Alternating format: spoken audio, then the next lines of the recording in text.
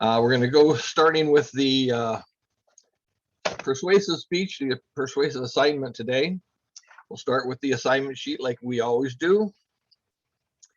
And I'll get into Monroe's motivated sequence, a combination of Monroe's motivated sequence and the outline example. And then I'll finish up with talking about persuasive topics and how to run them. Well, I guess I should mention, if you haven't gotten your informative turned in, you should certainly do that. It's actually a little late right now, but you should get that done as quickly as possible so that I can get grading them probably starting sometime this afternoon. I have a new short-term asynchronous class that started last week. So, and we didn't get much done last week. So I'll be catching up some stuff with them today. So I might not get to grading much, but we'll do what we can, okay? Any questions before we get started with the assignment sheet?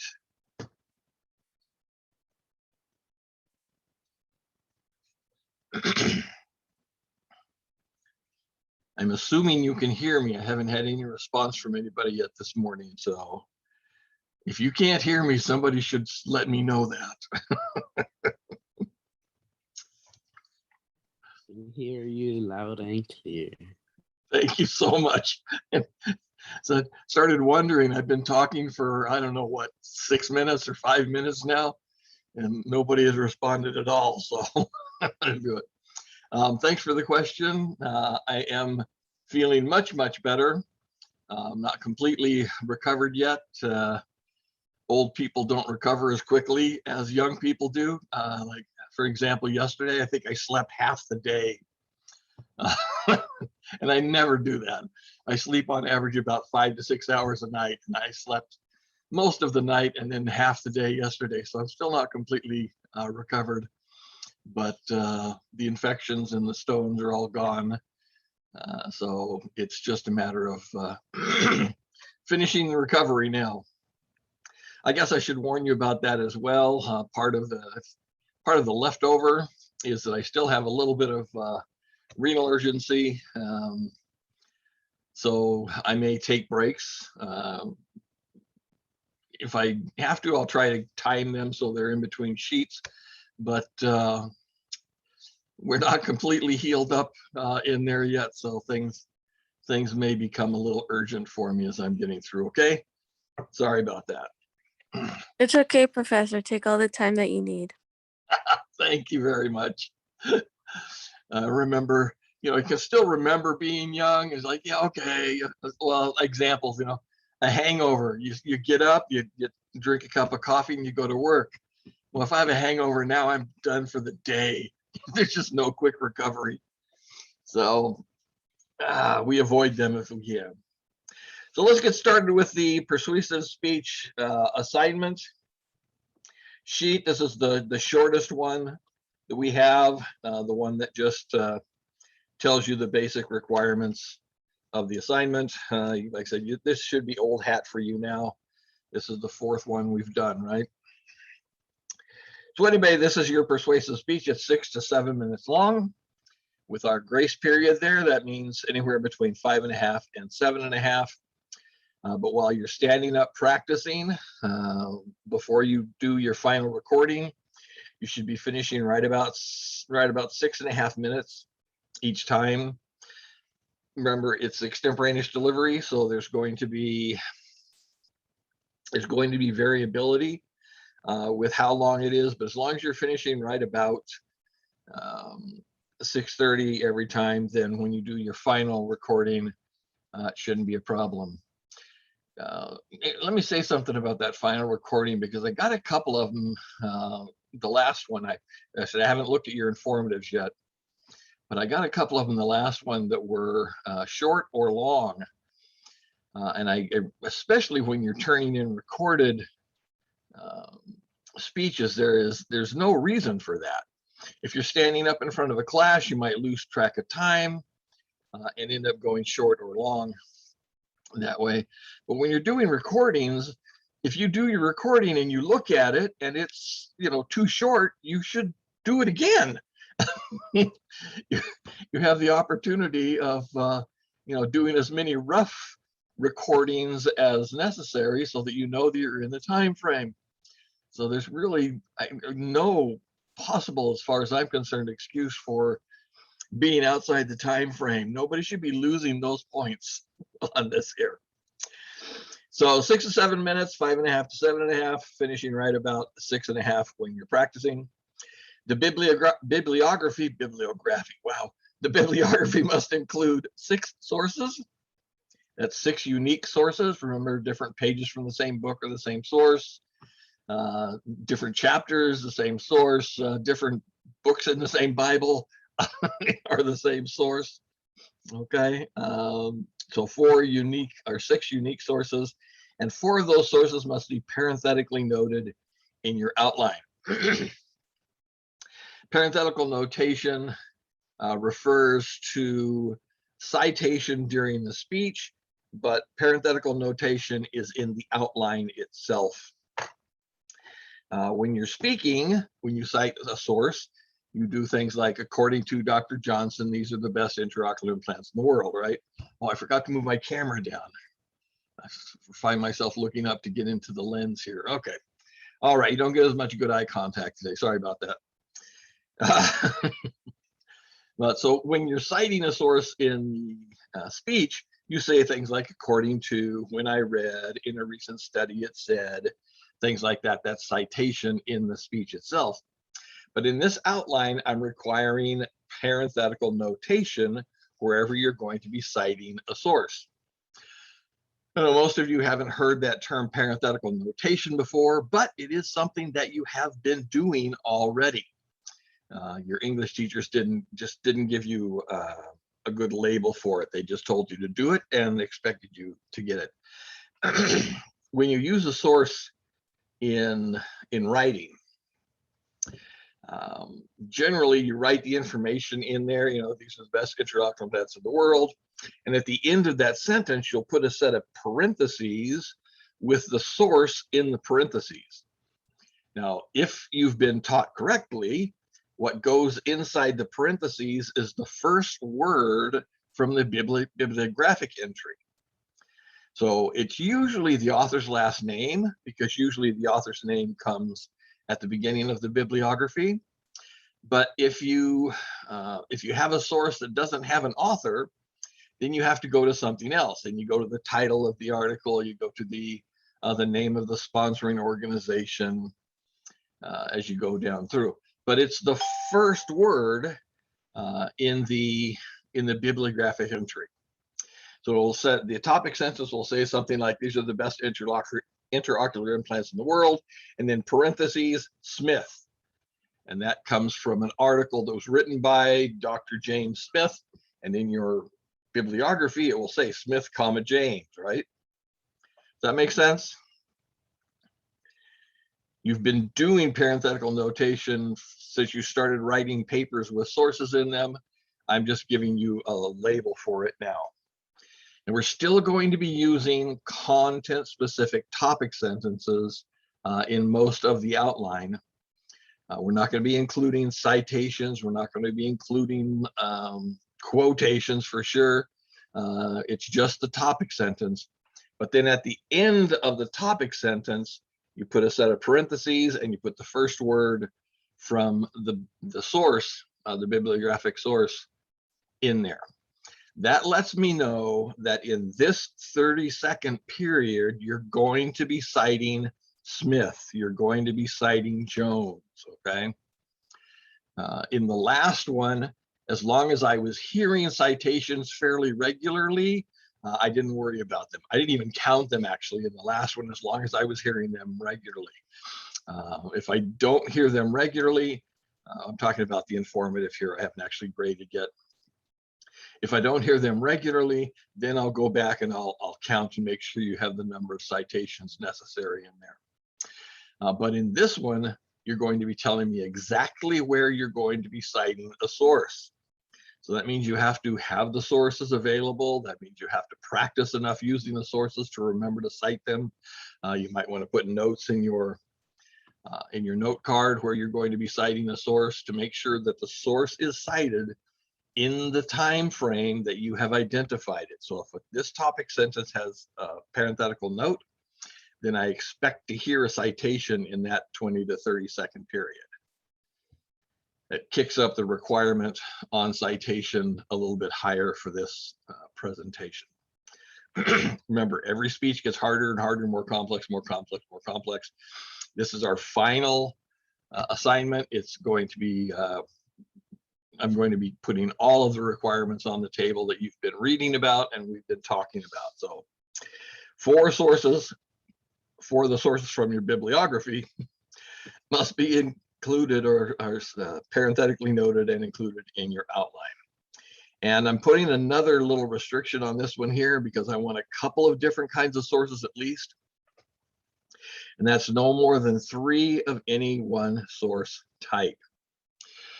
Source types, books are a source type, magazines are a source type, scholarly journals are a source type, pamphlets are a source type, news programs are a source type. You should have got covered in the textbook, and I don't remember if I mentioned it or not. Probably I did during the informative lecture. But you want to have as broad a range of sources as possible when you're doing your own research. Anything that humans touch has a bias to it. If human beings are involved in the writing or the researching or the storage or the purchase or even the placement of things, a bias comes through. Okay. Each one of the different kinds of sources has different strengths and different weaknesses.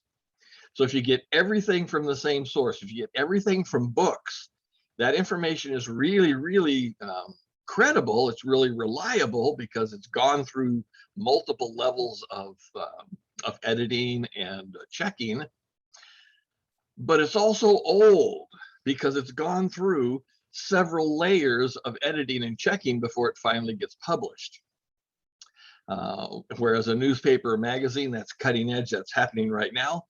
But it's more unreliable because there hasn't been enough time to do a lot of good source checking and that kind of stuff. So you want as broad a range as possible in here, but I understand that you have limited amounts of time here, and some of you still aren't very good at doing research yet. You're going to get much better at it as you go through college, but you're not that good at it yet. So I'm only requiring that you have at least 2 different kinds of sources. That means no more than 3 of any one type. Now you can get them all from the internet. Remember Dave's rule. If you find something on the internet that is nationally distributed and credible, I let you pretend like you have the actual thing in your hand. If it's a well-published book, you can call it a book. If it's a credible newspaper, you can call it a newspaper. Same things with magazines. So I'm not saying you have to go to the library and find paper sources and that kind of thing. You can still get it from the internet, but you have to get different kinds of sources on the internet.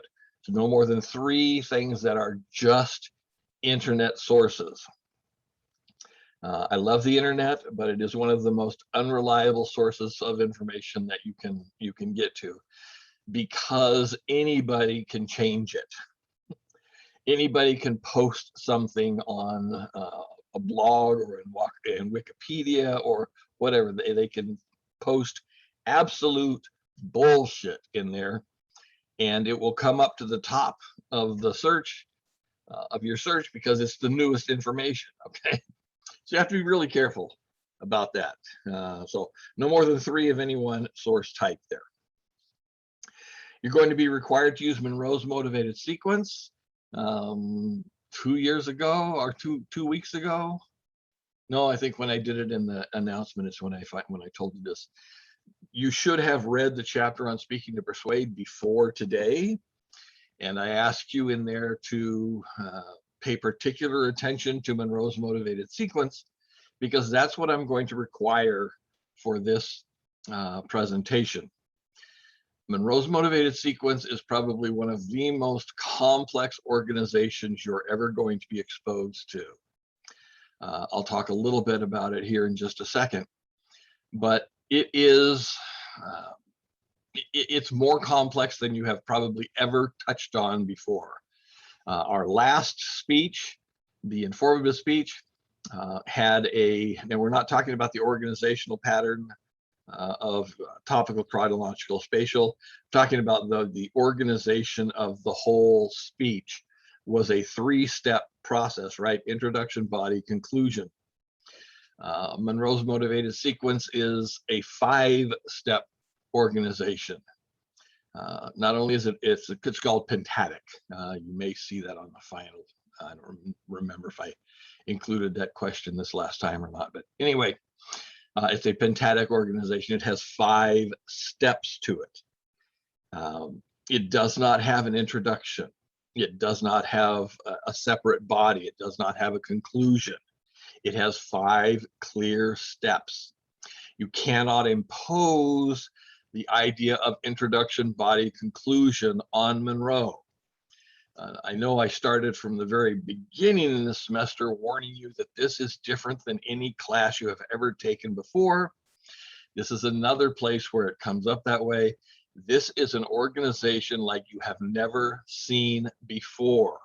You can't rely on what you think you know. You can't rely on what you've done before.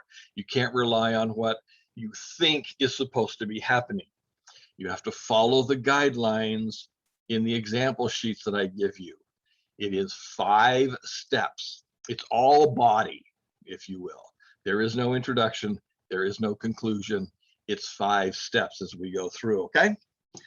And one of the reasons why I require Monroe's motivated sequence here is that it is one of the few organizational patterns for persuasion that shows actual behavior change in an audience. You are exposed to, I know this is a strange thing until you sit and really think about it, but you're exposed to literally thousands of persuasive appeals every day or every week. If you drive to school or drive to work, you see advertisements in billboards, you see it on the sides of buses, you see it on the bus benches, you know, the back of the benches where people sit. You see advertisements or arguments on t-shirts, on hats, in magazines, all over the internet. When you jump on things, you are bombarded by persuasive appeals. And the vast majority of those persuasive appeals are in a simple problem, solution, or need satisfaction organization. The reasons that they use that is that it's very easy to do. Problem, solution, you know, you have bad breath, use Shiny Bright toothpaste, right? Really easy to put the message out there. They can get it done in just one picture by showing you a picture of a beautiful woman laying across a car. The message is, if you want to get beautiful women like this, you have to drive a car like that, right? They can do that with just a picture. They can get problem, solution, need, satisfaction, that stuff across to you. The problem with it is that it is not effective in actually causing behavior change, okay? And they spend tens of millions of dollars on this, and they know that it doesn't make you do anything. And you can go back through and think through your life, but you know, how many people have seen an ad for a Nike tennis shoes in the last 30 days or something, or some sort of tennis shoes in the last 30 days? And then ask yourself, how many of those people that have actually bought new tennis shoes in the last 30 days? That problem solution organization does not cause anybody to do anything. What it does is it gives them something called product recognition. That's all the money they're spending on that is for something called product recognition. That means when you need new tennis shoes, your brain will remember the ad for Nikes and you'll go look at the Nikes. Or you may have been actually persuaded to get Nikes based on what you had seen before.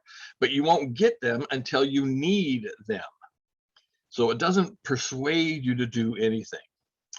Monroe's motivated sequence actually persuades people to change their behavior. And behavior change is the hardest change for us to go through. Persuasion is much more difficult than informing. In informing, all you're looking to do is change their database, change what they know. Change what they know about snakes, change what they know about the oceans, change what they know about earthquakes. Just knowing things, that's all you're looking for. It is a change, but it's just a change in the database. In persuasion, we're looking to change something more fundamental. We're looking to change their attitudes, their beliefs, their values, or their behavior in some way. And that is significantly more difficult than just getting people to listen and remember. Probably there's three main reasons for this, and it deals very much with the human brain and the tendencies of humanity. That in order to change your behavior, okay, the first barrier is that changing our behavior means stepping into the unknown. And this should be very clear to you from our early lectures and early videos that you watched, in that stepping into the unknown is the most frightening thing you can do, because your brain can build amazing monsters. Your brain can build monsters that could not possibly survive in reality.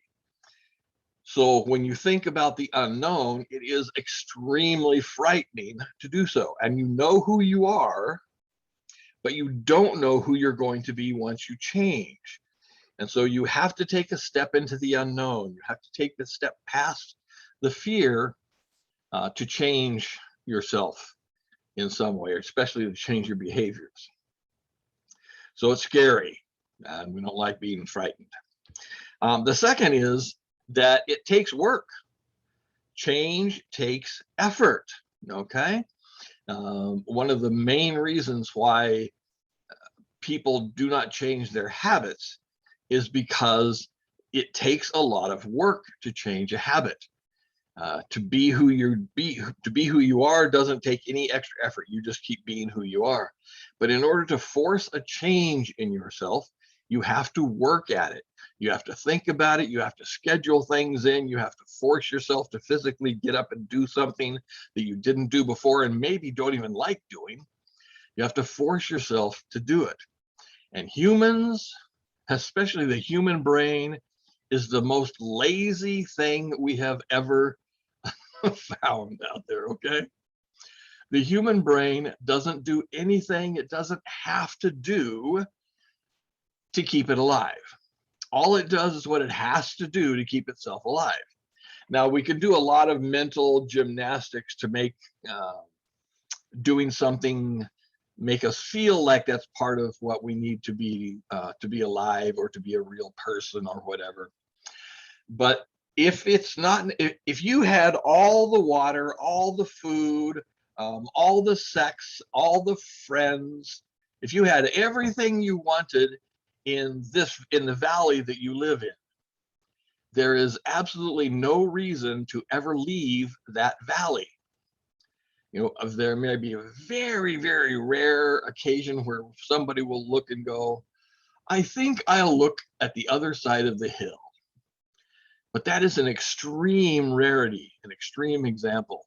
The vast majority of humans would stay in that valley, like most animals, will stay in that valley for their entire life, because all of their needs are being satisfied. So the brain is lazy. It doesn't want to do anything it doesn't have to, and change takes work. So it's scary, and we have to work at it. We have to make effort to make it effective. The third is, before you can change something about yourself, you have to admit to yourself that you're wrong about something. Before you can change, you have to admit to yourself that you're wrong. And I hope you're feeling this in your gut right at this moment, because it's that hardwired in your brain that we do not want to be wrong. We end up having amazing and absolutely useless arguments with other humans.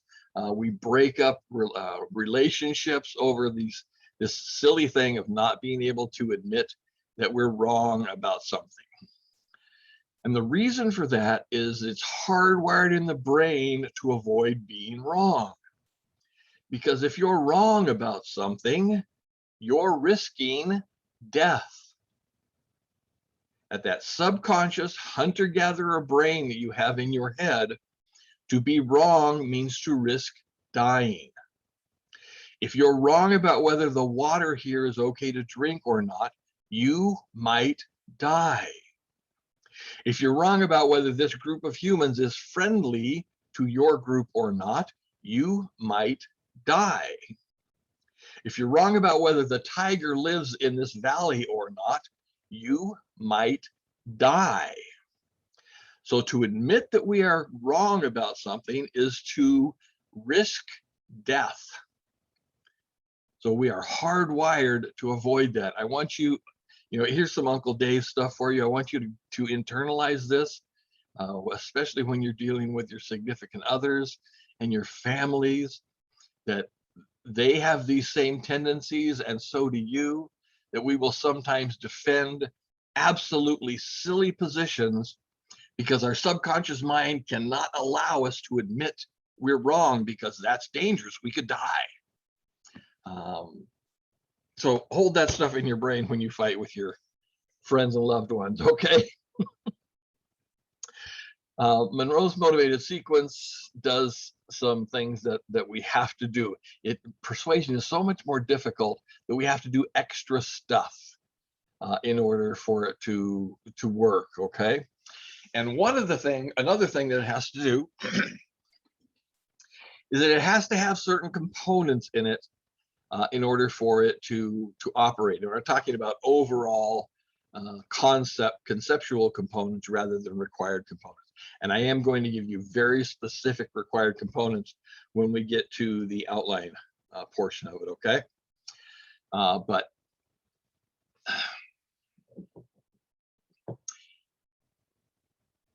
there is something that we call a triangle of persuasion. I was trying to figure out a way to get into that more smoothly, but nothing came up to me this morning. It's like fire. That would work a whole lot better. When I was growing up, a matter of fact, I'll just take you through it. That sounds like a little bit of fun, and we got plenty of time, right? Do you remember what you were taught about fire in school and on Saturday morning cartoons and stuff? You were taught to stop, drop, and roll, right? Stop, drop, and roll. They had entire sections in elementary school, lesson plans in there that talk about fire and what causes fire and what to do if you get caught on fire. And that's stop, drop, and roll. You're taught stop, drop, and roll, stop, drop, and roll, stop, drop, and roll all the way through. I have an issue with stop, drop, and roll, okay? Because the only reason for you to have to stop, drop, and roll is because your ass is already on fire. You're already burning before you have to stop, drop, and roll, right? And I think that's a problem, because when I was in school, 1.5 million years ago, when we had our little stone tablets, I wrote in on the dinosaur. When I went to school, they taught us not to burn to begin with. They taught us how not to catch fire to begin with, which I think is a whole lot better idea than teaching you what to do after you get somewhere between when I went to school and when my boys went to school. They decided y'all are so stupid, you're going to catch your butt on fire anyway. Let's teach you what to do afterwards, okay? So I'm going to give you an overview of this because I think it works really well in helping understand this triangle of persuasion, because there I was taught a triangle of combustion. Okay, the triangle of combustion is heat, air or oxygen, and fuel. Heat, air, and fuel. If you put all three of these components together, if you put enough heat, enough oxygen, and enough fuel together, you get fire. Okay, that's a really easy way to put things together. So if you want to avoid catching fire so you never have to stop, rock, and roll, be careful about putting these three components together. Don't get your heat near your fuel. Don't, make sure there's no oxygen in an area where something's going to be burning or whatever. Anyway, what we're getting to here is a concept that is actually going to be important to you through your entire college career and will be important once you leave college and start working in your job. And this is one of those little tidbits that I've talked about before, that if you get only this out of today's lecture, you got your money's worth. You might not get a good grade on the assignment, but you got your money's worth if you get just this next little thing in your notes and in your psyche, more important, in your psyche. And that is this: all of the components are necessary, but none of the components are sufficient for the condition to exist. All of the components are necessary, but none of the components are sufficient for the condition to exist. If I ask you what's the most important component in my triangle of combustion, the answer is none of them. They are all equal. If you take away the heat, if you squirt water on a fire, it actually cools. Do I need to explain that? Maybe I do. Little physics for you here, okay? Because you've seen it happen, at least in TV, if you haven't actually been exposed to it somewhere out in the world. There's a fire, especially it's called a Class A fire, paper or wood fire, which most of the fires that we deal with are Class A fires. When there's a Class A fire, they squirt water on it, you pour a bucket of water on it or whatever, the fire goes out, okay? The reason the fire goes out when you squirt water on it is because when the water hits the fire, it evaporates. It changes from liquid into a gaseous state, right? You've seen that. You hear it sizzle when it hits. That sizzling is it turning into bubbles. And when something goes from a more compressed state to a less compressed state, heat is lost. If it goes from a more compressed state to a less compressed state, heat is lost. Some of you may have experienced this. If you've used that can air, the little cans of compressed air that you use to squirt to blow off dust or things out of your keyboard or that kind of thing. If you've ever used that, you should notice that once you start using it, the can starts getting cold in your hand because it's coming from a more compressed state to a less compressed state. Heat is lost as it goes through there, okay? The converse is also true. If things go from a less compressed to a more compressed, then heat is added. All of you have experienced the Santa Ana winds. You're old enough to have experienced the Santa Ana winds coming down through the passes and making us all bake down here in the basin, okay? And that's because the air up in the high desert is being pushed through the canyons. It's being compressed into the canyons. And when it goes compressed into the canyons, it actually gets hotter than the air up in the higher desert, the upper desert.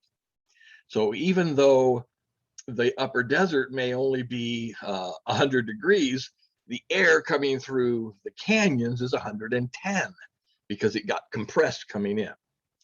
So when you spray water on a fire, the water goes from the liquid to the gaseous state and heat is removed. And so The heat in the fire is dropped lower and lower. When it finally gets below what's called the kindling point, then the fire goes out completely, okay? Having trouble with my camera here today. I didn't get set up right, okay. So if you take away the heat, you lose the fire. Take away the fuel. If there's nothing to burn, it doesn't matter. You have a lot of hot air, but there's no fire, right? Take away the oxygen. If you put a lid on the burning skillet. Most of you have seen this happen when an airliner comes in with a problem, an emergency landing. They spray foam on the tarmac. They spray foam on the landing strip. That's so that when the plane hits, if the fuel tanks are burst, so that they blow, they start putting gas all over the place or fuel all over the place. The fuel is heavier than the foam. It goes underneath the foam, and it keeps the fuel away from the oxygen. It's insulated through the foam there, so it does not catch fire. That's what the foam is for. It separates the fuel from the oxygen.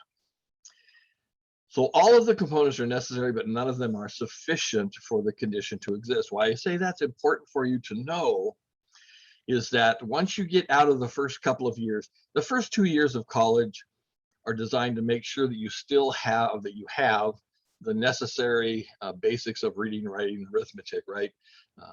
You have to take those kinds of courses to make sure you're up at the level. It also starts your critical thinking. Most of your lower division courses have a critical thinking requirement or component in them. So it starts changing you from a configural thinker into a linear thinker. And that should be really clear to you in this class now, what's happening from the way you used to think to the way we want you to be thinking by the time you get out of college. But besides that stuff, once you finish that, once you get into your third year, fourth year, fifth year in college, this concept is going to become central to your work. Because in your third year, fourth year, you're going to start analyzing studies, you're going to start analyzing programs, you're going to start analyzing processes, you're going to start analyzing projects. That's your job in there, to figure out what's going on. And part of what you have to do is figure out if they have all of the components that are necessary, or if they have any extraneous things in there. If they have things in there that are not necessary, you can remove those and make the process more efficient, or save money, or get it done faster, okay? And then when you get into your fourth and fifth year, then you'll start writing your own programs. You'll start writing your own processes. You'll start designing your own structures. And when you do that, you have to make sure you have all of the required components and you haven't added anything that's not necessary, okay? So this concept of necessity and sufficiency is going to become very central in your life as a college student. And hopefully, when you leave college, you keep that in mind and you're able to design buildings, programs, training seminars, whatever, that you put everything you need in it and you don't have anything that you don't need in it. Necessity and sufficiency. That's a whole lot of stuff in there to set your mind up for something that I truly want you to have in your head for this particular presentation. Because just like the triangle of combustion, we have the triangle of persuasion. The triangle of persuasion is ethos, pathos, and logos.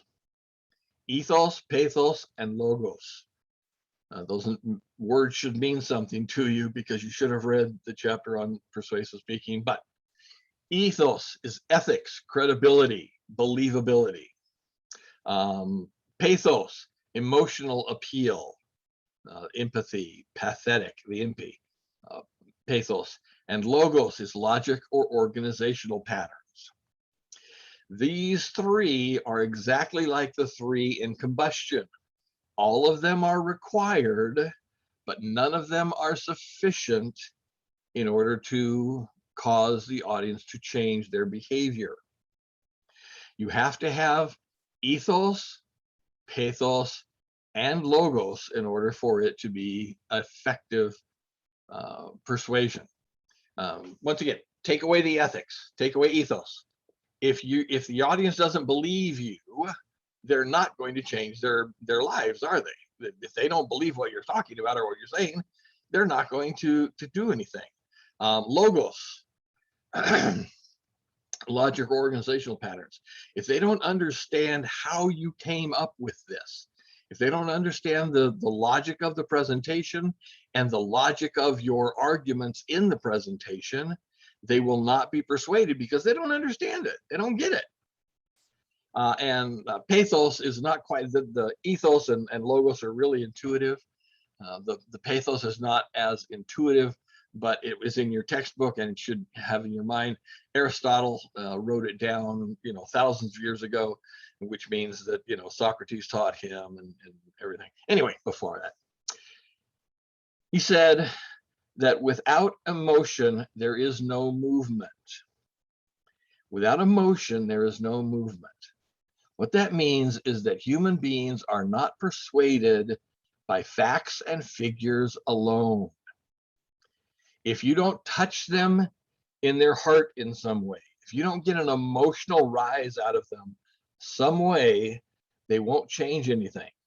They'll walk out of there going, well, that was really interesting, and that's something that should be taken care of, but they won't do anything because they don't have any emotional attachment to it.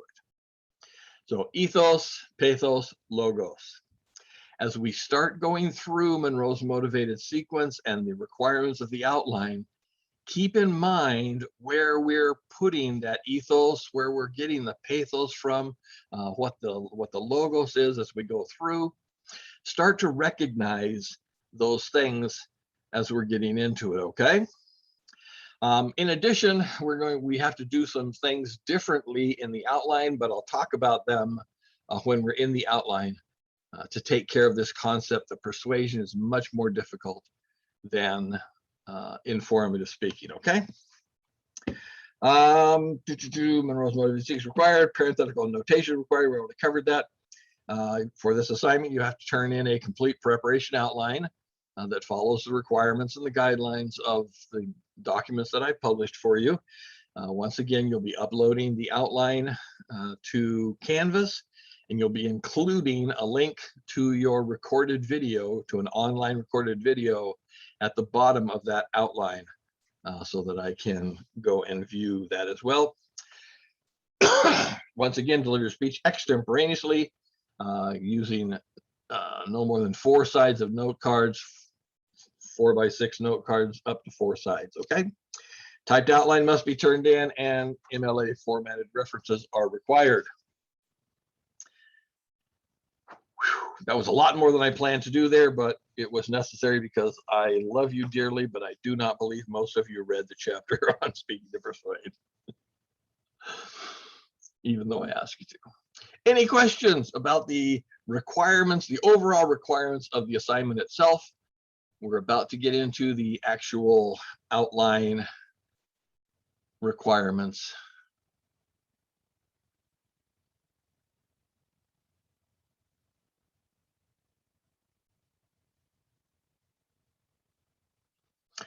Okay, on to the example outline.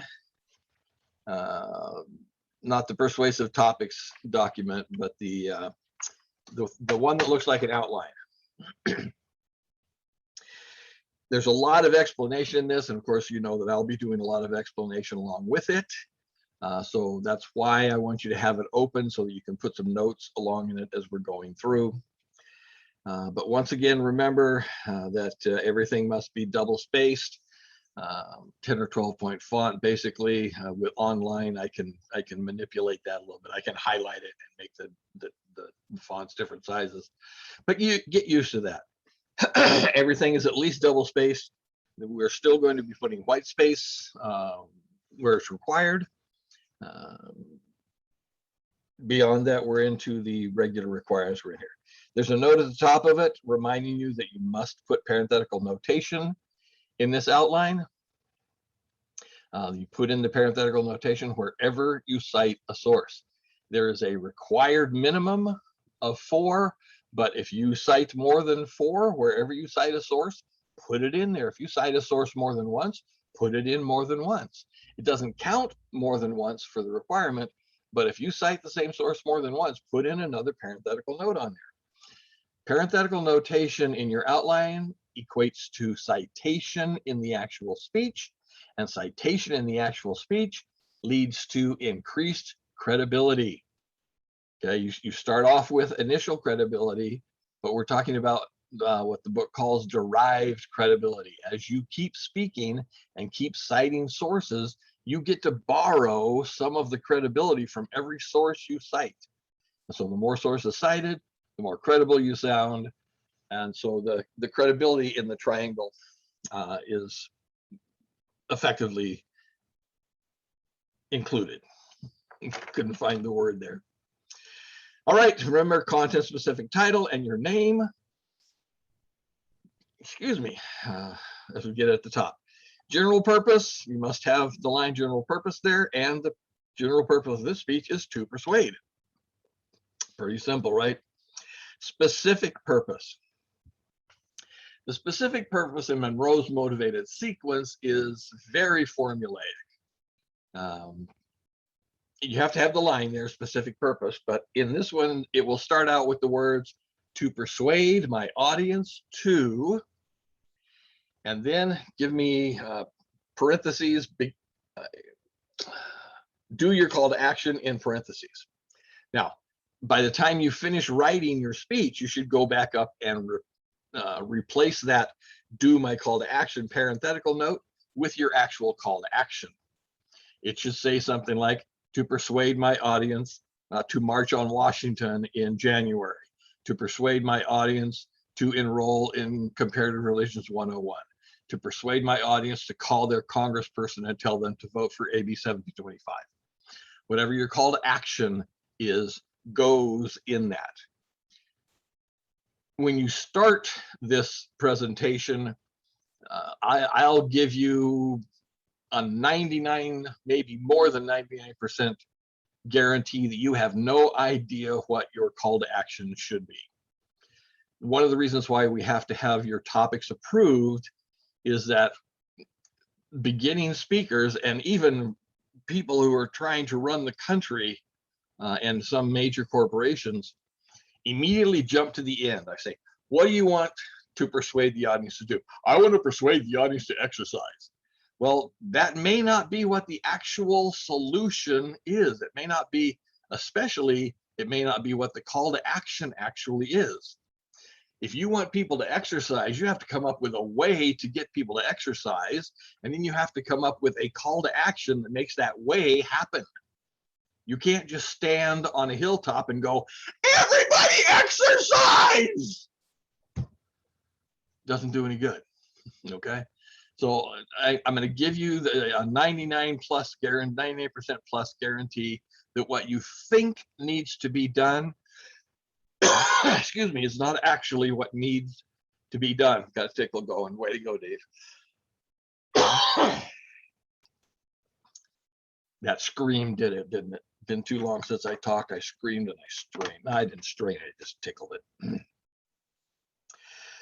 So to persuade my audience to do your call to action, you have to wait until you finish your presentation before you can answer this line, because the call to action is 100% dependent on the solution. And you haven't even begun to figure out what a solution is because you don't even know what the real problem is yet. So you have to finish the whole of Monroe's motivated sequence until you can come back and answer this one, where you include the call to action in your specific purpose. I wouldn't even write it in there. I want you to avoid deciding what needs to be done, because like I said, 99% plus, you're going to be wrong, okay? All right, so that goes to the top, general purpose, specific purpose. I'm not requiring organizational pattern here because everybody's using Monroe's motivated sequence, right?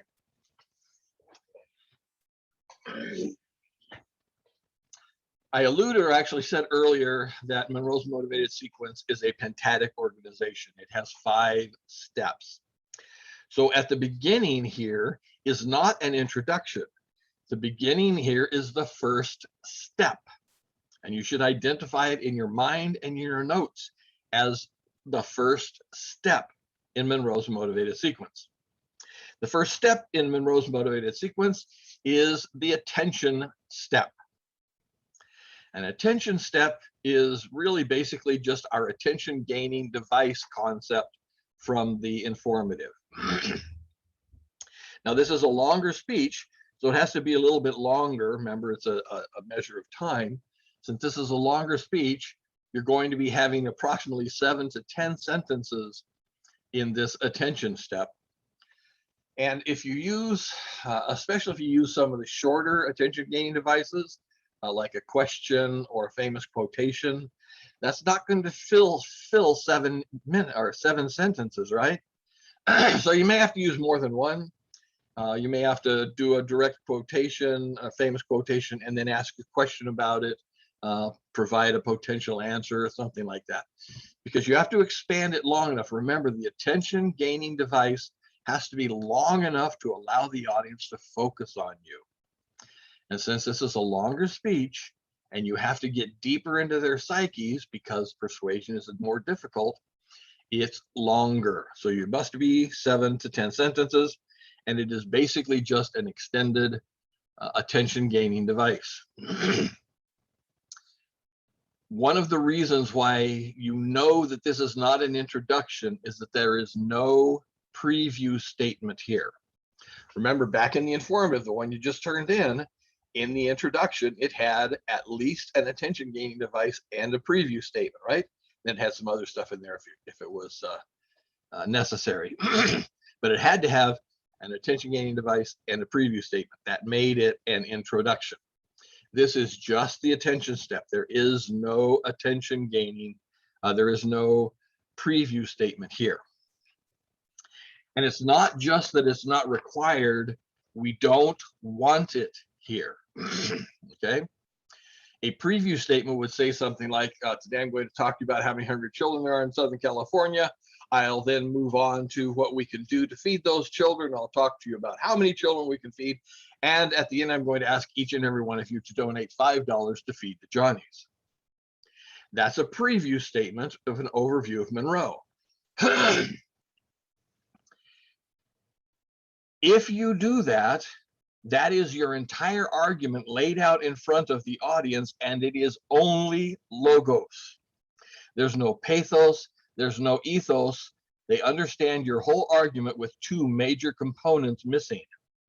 And so as soon as they know what you want of them, they start making decisions. Do I want to give him $5? Fuck no, I don't want to give him $5. And that's what they're going to do because you haven't completed the appeal yet. So it's not that we just don't care, it's that we do not want it, because a preview statement in Monroe defeats the process of persuasion before you even get started in it. Some other things about the attention step here. You cannot start trying to prove a specific problem. Remember, attention gaining device just gets the audience's mind focused into a certain area. It gets them thinking about clean water, or thinking about air, or thinking about trash, or thinking about homeless children. It just gets them thinking about that area. It doesn't start proving a specific problem yet. And one of the ways that we avoid that happening here is we do not use the attention gaining device of startling statistics. If you start putting numbers here, you're starting to prove a very specific problem rather than just focusing their minds here. So you can use famous quotations, questions, stories, jokes. You can use all of those things, but you cannot use startling statistics. In Monroe, we have another place for them. It's going to happen it's very rapidly afterwards when we jump into actually starting to prove the actual problem. Another thing about what happens with beginning speakers is if you write a narrative, if you're writing a story, generally students will end up doing an overview of Monroe. They talk about little Johnny who didn't get enough to eat, and so Johnny ended up dropping out of school and going into crime. Boy, if we would have just fed Johnny, things would have been really cool. So we really should feed Johnny's. Okay, that's once again an overview of Monroe. That's a preview statement, isn't it? So you want to make sure you do not give an overview of Monroe as well. You want to just focus the audience into thinking about trash, thinking about aluminum, thinking about smog. That's all that happens in the attention step. When you get to the end of the attention step, 7 to 10 sentences there, an extended attention gaining device, some white space here, a full content specific transition white space before Roman numeral number 2. Now remember, these are 5 main points. It's all body, right? So technically, the attention step is Roman numeral number 1. We generally don't put Roman numerals in front of paragraphs, so I didn't require it. If you feel like putting a Roman numeral there before it, it's okay with me. I'm not going to take points off for it. But it is indeed Roman numeral number 1. The second step is Roman numeral number 2 as we get through there, but we are not there quite yet. So we have white space, a full transition using content specific language, white space before Roman numeral number 2. Now, since these are all main points, we need full transitions between main points, okay? In our introduction, body, conclusion organization, we just had a simple signpost before the body. So the first connective was a simple signpost. My first point will be. In this one, because they're both main points, we have to have a full transition between them. Okay, I think I'm going to have to stop here for a minute. Grab a cup of cocoa or whatever. I will be back in a minute. Thanks for putting up with me. Take your time.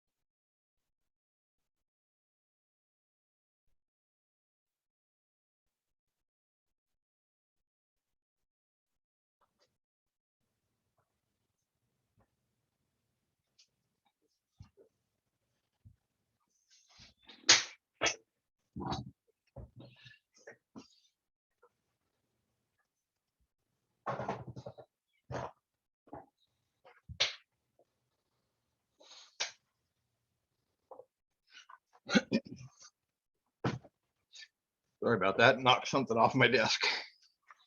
Gotta get it clear from underneath. Oh my God.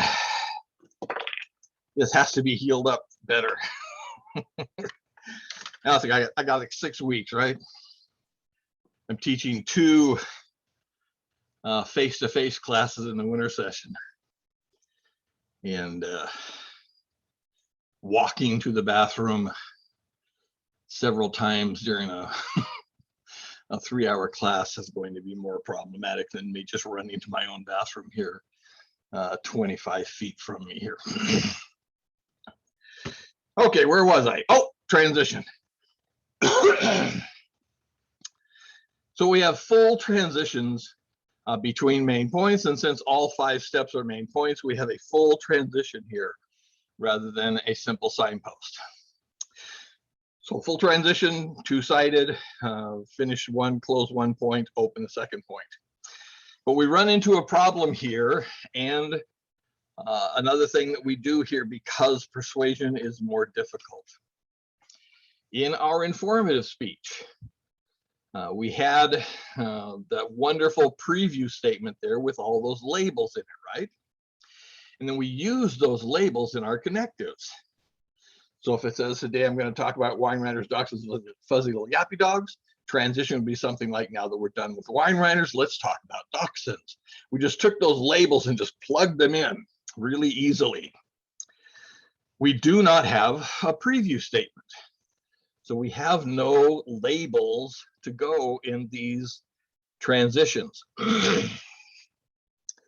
So what we do is we use the content of the main points for the transition. And what that helps us do is it reinforces the central ideas of both of the points. It summarizes the central idea of the point before it and exposes or previews the central idea of the point after it. Now, I told you in the informative that we do body, introduction, conclusion, and then finally come back and do the connectives last. I told you the last thing we do is the connectives. And I know none of you listened to me about that. And you just did your connectives as you were going through the body. I understand that. But here you can't. You have to at least complete the 2 points around the transition before you can write the transition, okay? Because you have to be able to glean the central idea of the points or advance the argument. We're not only moving them from point to point, we're advancing the argument by using content-specific language. And we, once again, no generic language. I don't want you to say something like, now that I have your attention, let's talk about the problem. That's generic. That doesn't reinforce anything. It has to be something like, but Johnny's not alone. Johnny's not the only child who doesn't get enough to eat. Let's talk about how many hungry children there are in Southern California. That lets you know I'm done talking about Johnny alone, and I'm going to start talking about the problem of hungry children in Southern California. It reinforces and advances the argument from, my God, Johnny had poor life, but oh, John, there are more Johnnies in the world than just the one Johnny we're talking about here.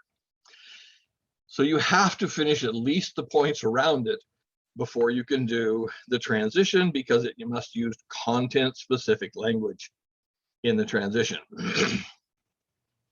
That makes sense? It's the same concept, only more complex. Remember I said every speech gets harder and more complex, right? Okay, so moving into the second step of Monroe's motivated sequence, we're going to here move into our outlining format. That is one full content-specific topic sentence per notation, at least 2 at any level of subordination. All the things that we've been working on and learning coming up to this point is also included here. So Roman numeral #2, the second step is the problem or the needs step.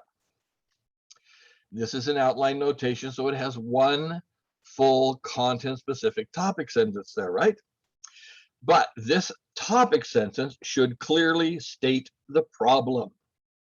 It should clearly in one sentence state what the problem is. There are too many hungry children in Southern California, or hungry children in Southern California are causing an increase in crime. Something like that. It clearly states what the problem is that you're going to be talking about. So one full content specific topic sentence, and that topic sentence should state the problem very clearly.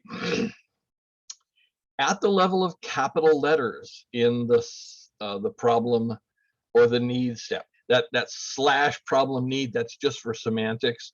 When we get to the next step, it'll make more sense. So it's the problem and or the need, problem need step, okay? If you just call it one of those, the problem step or the need step, when we get to the final or whatever, that's fine. But so because it's just semantics. At the level of capital letters in Monroe's motivated sequence in this assignment, there are 3, not at least 3, there are exactly 3 capital letters in this first point. I guess I should point something else about Monroe's motivated sequence here. That in the informative, we talked about having a well-balanced presentation. That is, we talked about having spending approximately the same amount of time on each main point. Monroe's motivated sequence is not a well-balanced presentation. It doesn't need to be. Some points are longer than other points here, and that's not an issue, because in this we have to do certain things in a certain order in order for the persuasion to work. All right. So there, at the level of capital letters, there are 3, A, B, and C. And there are requirements for each one of those. A is quantification or quantity. This one's really easily intuitive. How many people have this disease? How many women are being raped? How many families are homeless in LA County? Okay, you have to be very specific and you have to have numbers here, okay? And the numbers have to be real numbers. When we get to the starting about topics, there's some requirements for you to start doing research even before you get your topic completely approved, okay? You have to do some research. Should have set up my camera. Oh, well, last one, right? Last big one like this anyway. So the numbers must be real numbers. And when I say real numbers, I'm not talking about imaginary things if you're doing that in algebra or whatever. I'm talking about that it has to have actual numeric value. That means you can't use percentages or ratios. Oftentimes you'll hear something, just a percentage of the ratio, 80% of the women in LA County. Okay, that doesn't mean anything to the human mind, does it? Because percentages or ratios are not numbers. They use numerals to express themselves, but they're not numbers. They're math problems waiting to be solved, okay? If you say 4 out of 5, that's 80%. That's 8 out of 10. You have to know what the big total is, right? You can have the real number and the percentage or ratio, but you can't have just the percentage or the ratio. You have to have the real number in there. And that is sometimes problematic because the people writing some of the sources you're going to find, especially if the sources you're finding are in popular newspapers or popular magazines, those writers are just as lazy as the rest of us, and they will often just find somebody else's research that says 80% of the women in LA County, and that's what they'll put in the research. So if you are stuck with something like that in your research, if you find something that only gives you percentage or only gives you ratio, what you need to do then is you need to find another piece of research that talks about the total population, that talks about the N. If you don't understand what N is yet, you will, believe me. Okay. So you take the total number of women in LA County and then you apply the 80% to that to come up with the actual number of women. Okay, so you may have to do some math. If the actual number is not given in the research that you have, you're going to have to find another piece of research that tells you the total population, and then you solve the math problem. So you must have real numbers here, okay? This is one that I know is going to require a parenthetical note. You can't just make this up. Matter of fact, even if you know how many hungry children there are in Southern California, you have to find a source to show that so your audience believes it, because your audience isn't going to believe you know that. You're a college student. How the hell do you know that kind of stuff, okay? So I know you're going to have the parenthetical note here. So quantity, how many pounds, or how many tons of waste, how many acre feet of water, how many tons of particulate matter, how many children, how many dogs. You have to come up with the actual number for A.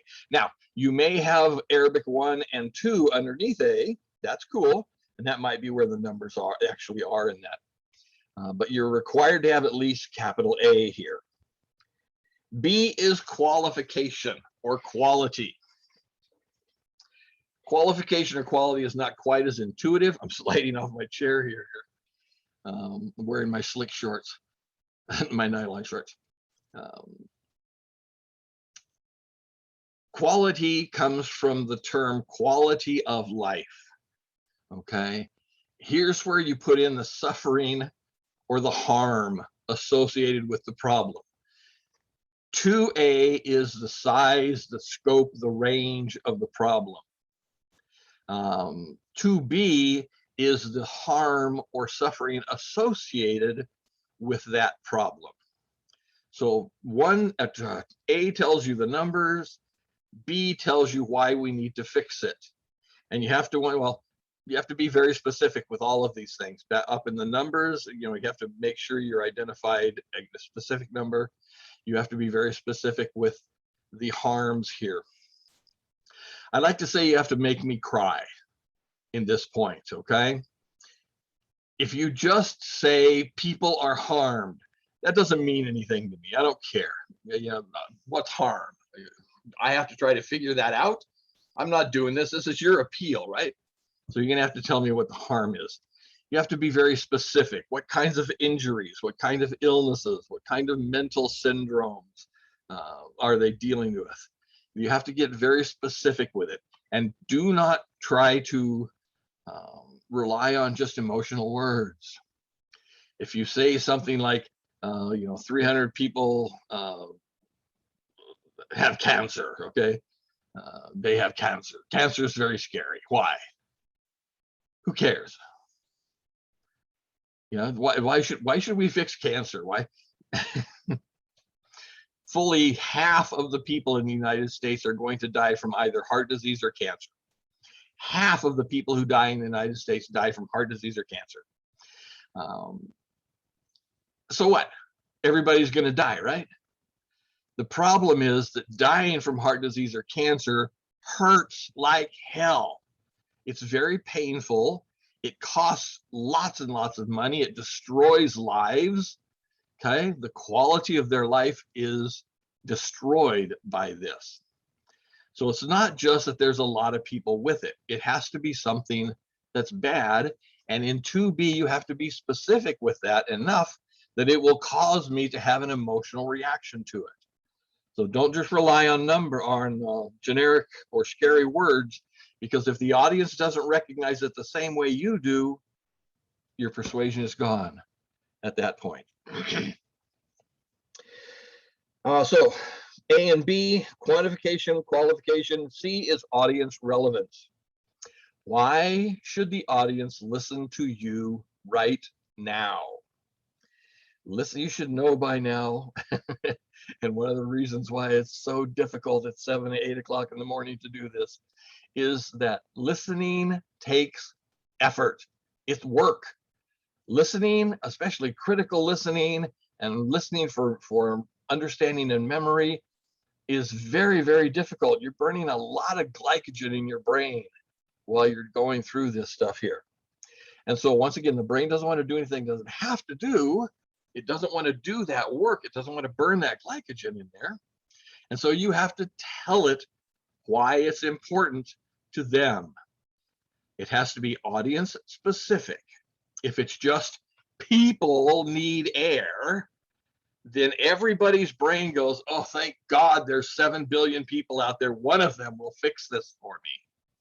I don't have to do anything. So it has to be very specific. And when we talk about specificity here, we're talking about demographics.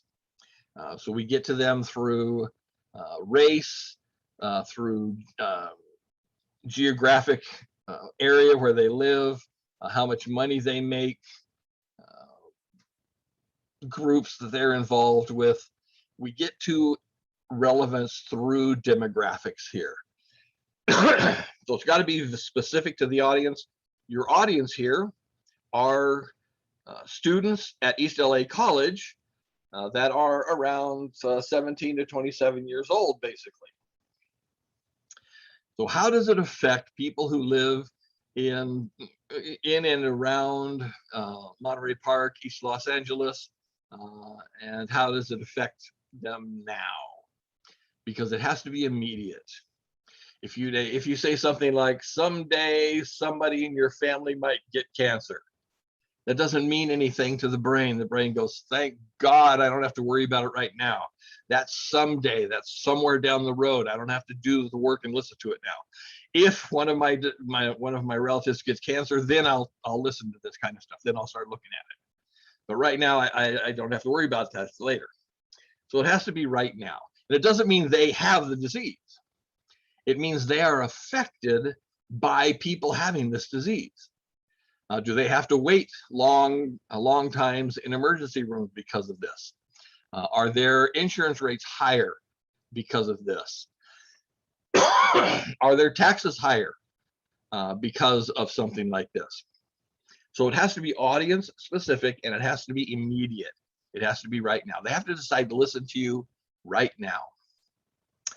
So the problem step includes a clear statement of the problem in 2, and then quantity at A, quality at B, and audience relevance at C. And you will be citing sources and including parenthetical notation anywhere that you use a source for it, okay? Any questions about the problem step?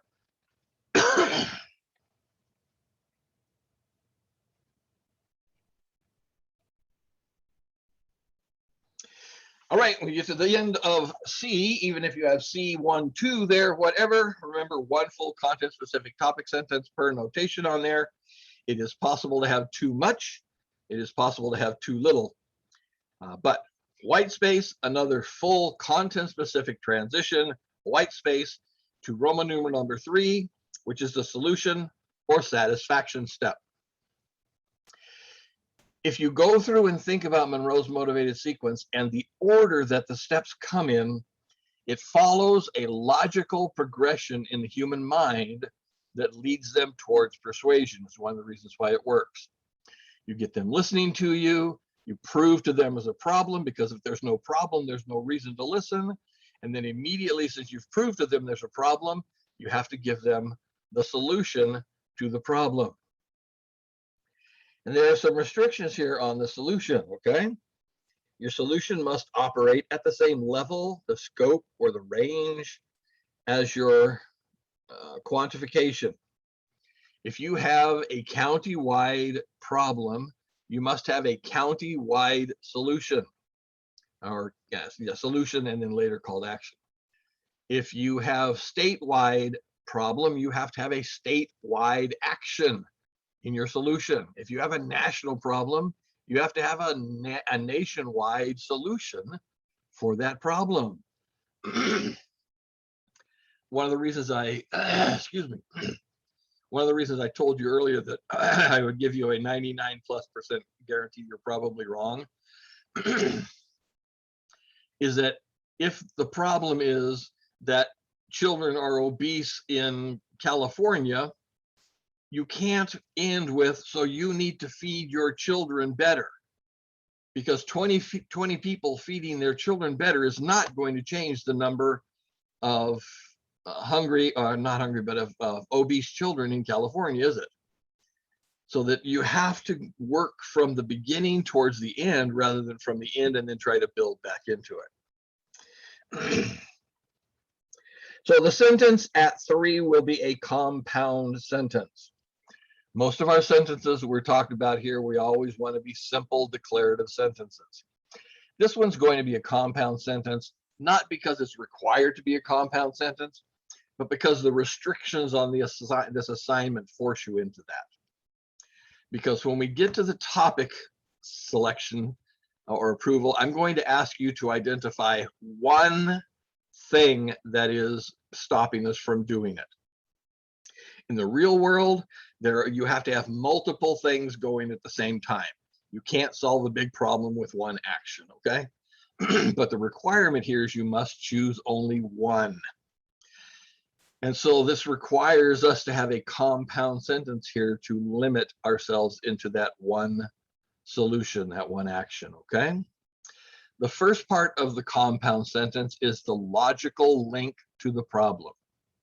If the problem is children are hungry, the solution is feed them, right?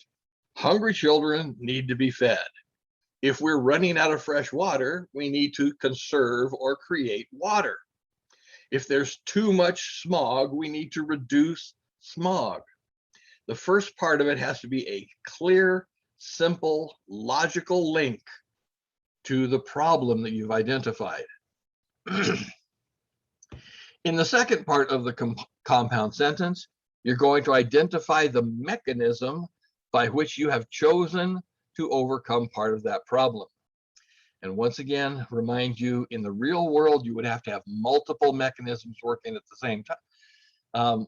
If we're dealing back with the hungry children, if there was food on every street corner in Southern California, it was there 24 hours a day, 7 days a week.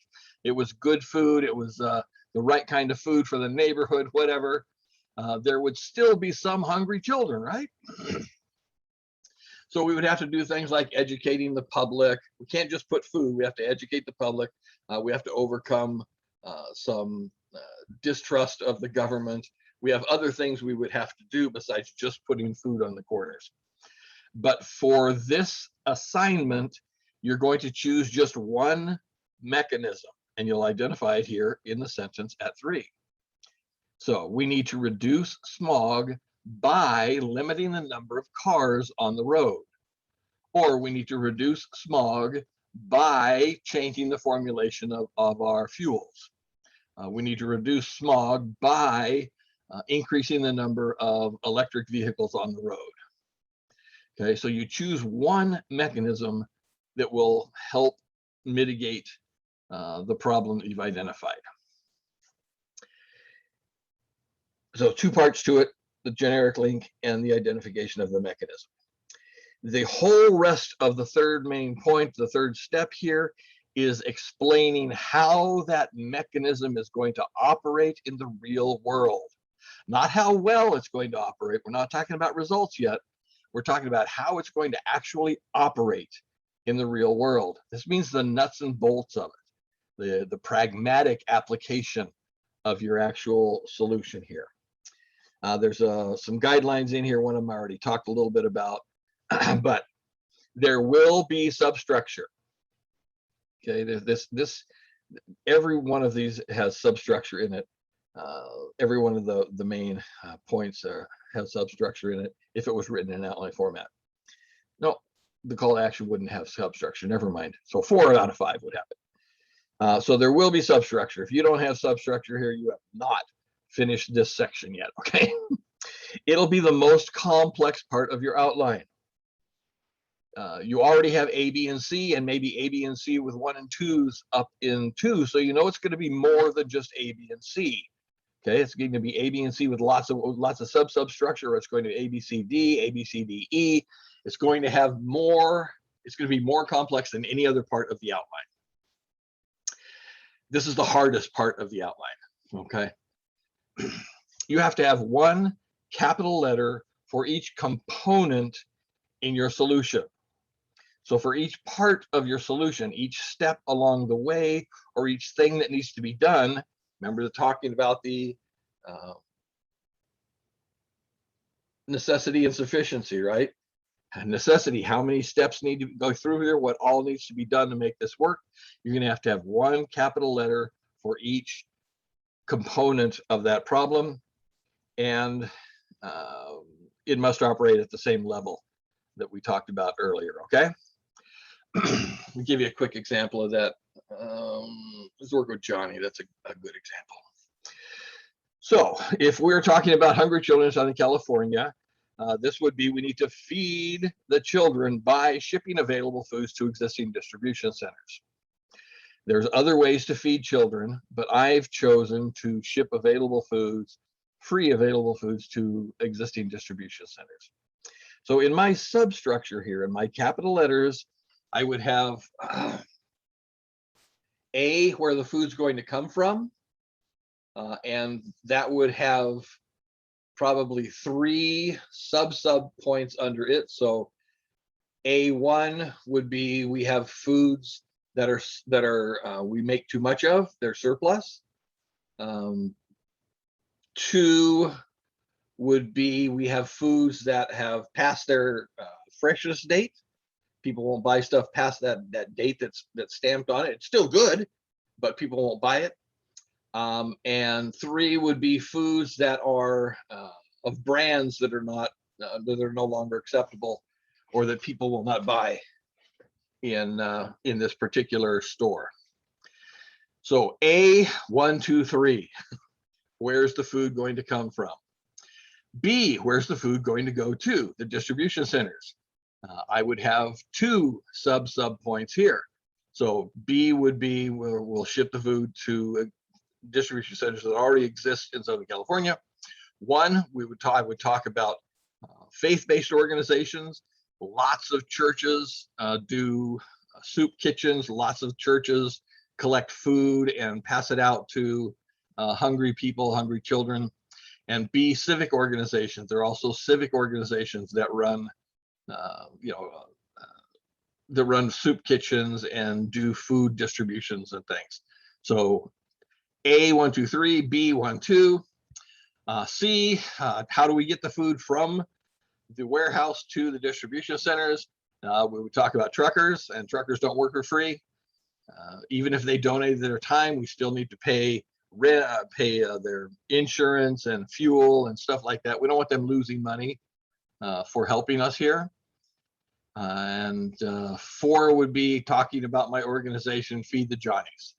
Feed the Johnnies does exactly what we're talking about here. Feed the Johnnies collects money and then hires truckers and organizes moving the food from the district, or from the warehouses to the distribution center. So my simple little feed the children by shipping available foods to existing distribution centers would have 4 capital letters, and at least 3 of those would have substructure, Arabic numerals underneath those capital letters. So understand, this is going to be the most complex part of your outline. This is one that is a requirement that you have somebody else read when you finish it.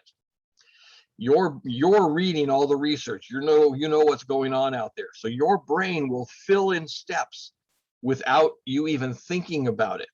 And you'll not put them on the paper because your brain filled it in when I don't need that, boom, move right on. And that happens at a subconscious level. It's not generally a conscious decision. It's your brain fills it in, and you just move on to the next step without even thinking about it there. So if you have somebody else read it, then they can start seeing missing components. They can, well, where's the food going to? Or how are you going to pay for it? That gives you something to go, that's more subpoints I need to put in here, okay? So the solution satisfaction, that's where the semantics comes in. We solve problems, we satisfy needs. That's why problem, needs, solution satisfaction. It like I said, it's just so when we talk about it, semantically it makes sense. Does that make sense about the solution satisfaction step? Any questions with that?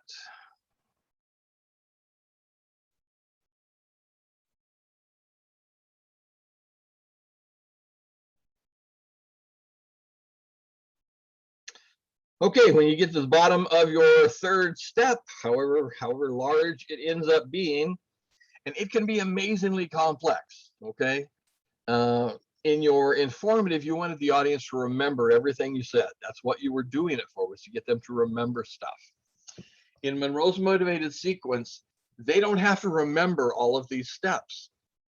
All they have to do is at the end of it, they have to remember and think, I know, or I believe, or I trust that he or she has a workable solution. They don't have to remember where it's coming from, where it's going to, how you're going to pay for it, who's going to do it. They don't have to remember any of that. They just have to remember they believe you know how to fix it. So it could be as complex as necessary because they don't have to retain it. So you get to the bottom of it, once again, white space, another content-specific full transition white space to visualization. The visualization step. And if you hadn't read the chapter on Speaking to Persuade, this thing just doesn't make any sense at all. What do you mean visualization? What the hell is that? You have to know a little background of when this happened. Monroe's motivated sequence, Ellen Monroe discovered the motivated sequences, excuse me, in the late 50s into the 60s when these things were working, okay? And I don't know if you've talked to your grandparents much, or you've done any reading about the Vietnam era or things like that. But, you know, it was the age of Aquarius, okay? The moon was in the 7th house and Jupiter aligned with Mars. You know, peace was going to be on the planet.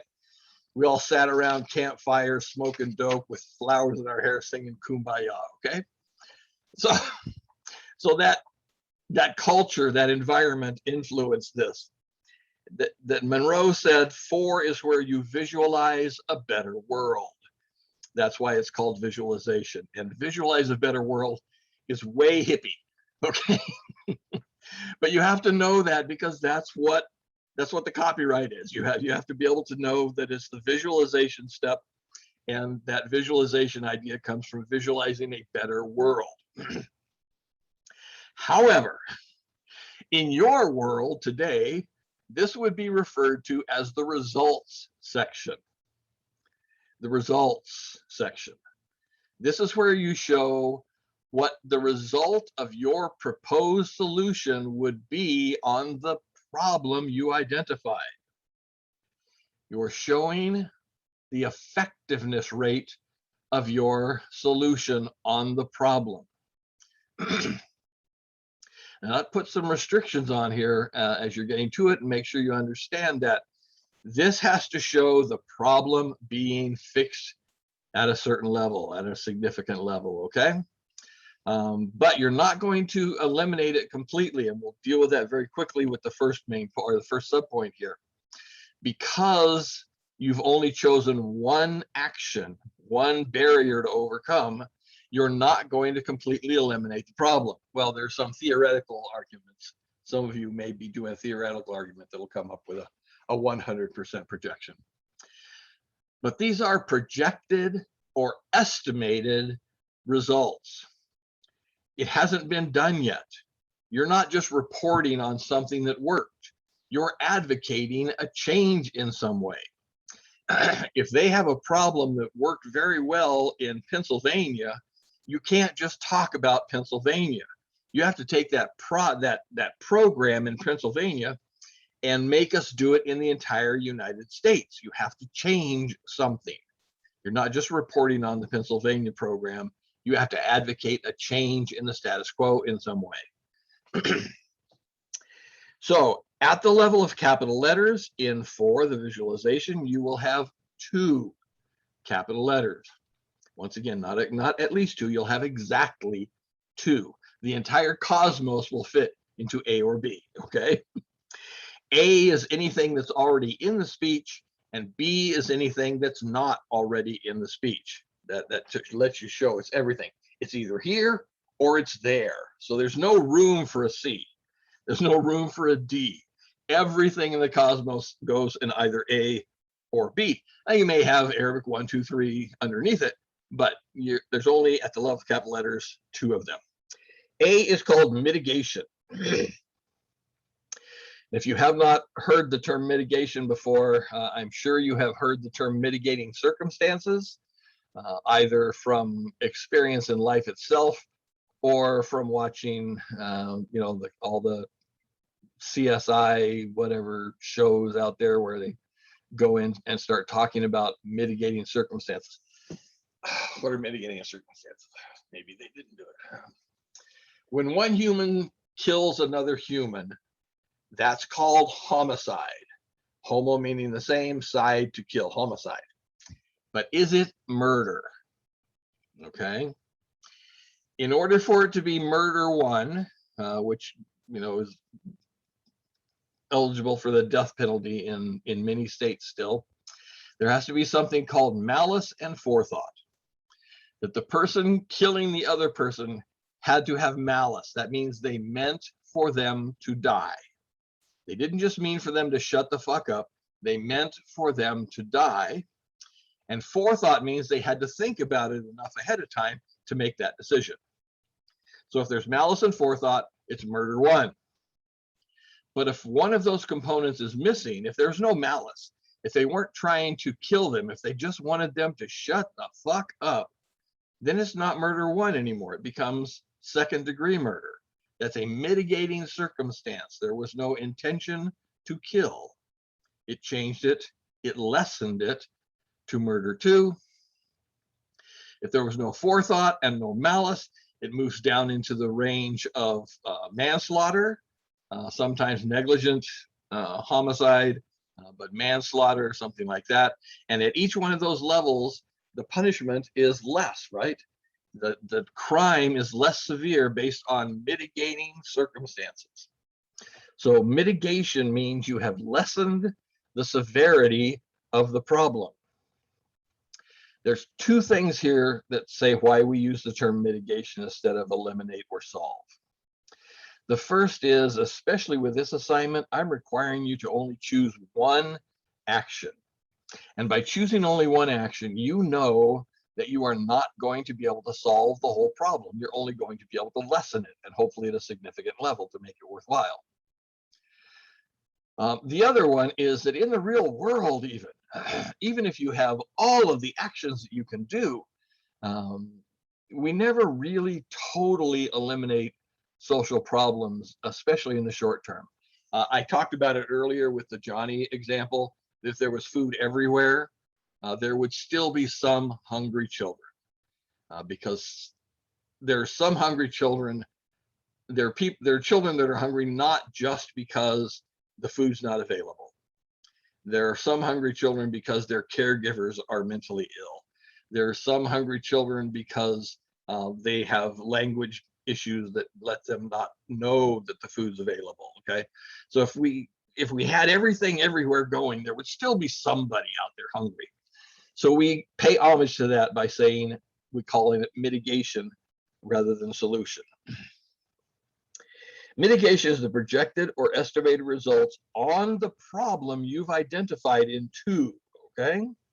You have to show that either the numbers and or the suffering is reduced in some way. That means you have to have some sort of comparable data here. You have to have something to compare the results, the projected results, to the original problem to decide if it's worthwhile or not.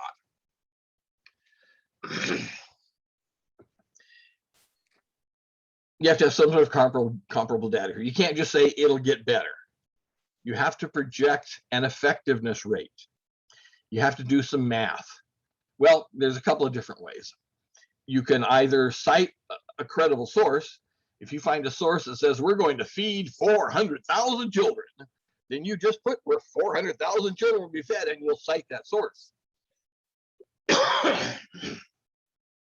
But if you don't have a source, then you have to explain to the audience how you came up with those numbers. What kind of math did you use? What data did you use to plug into the math?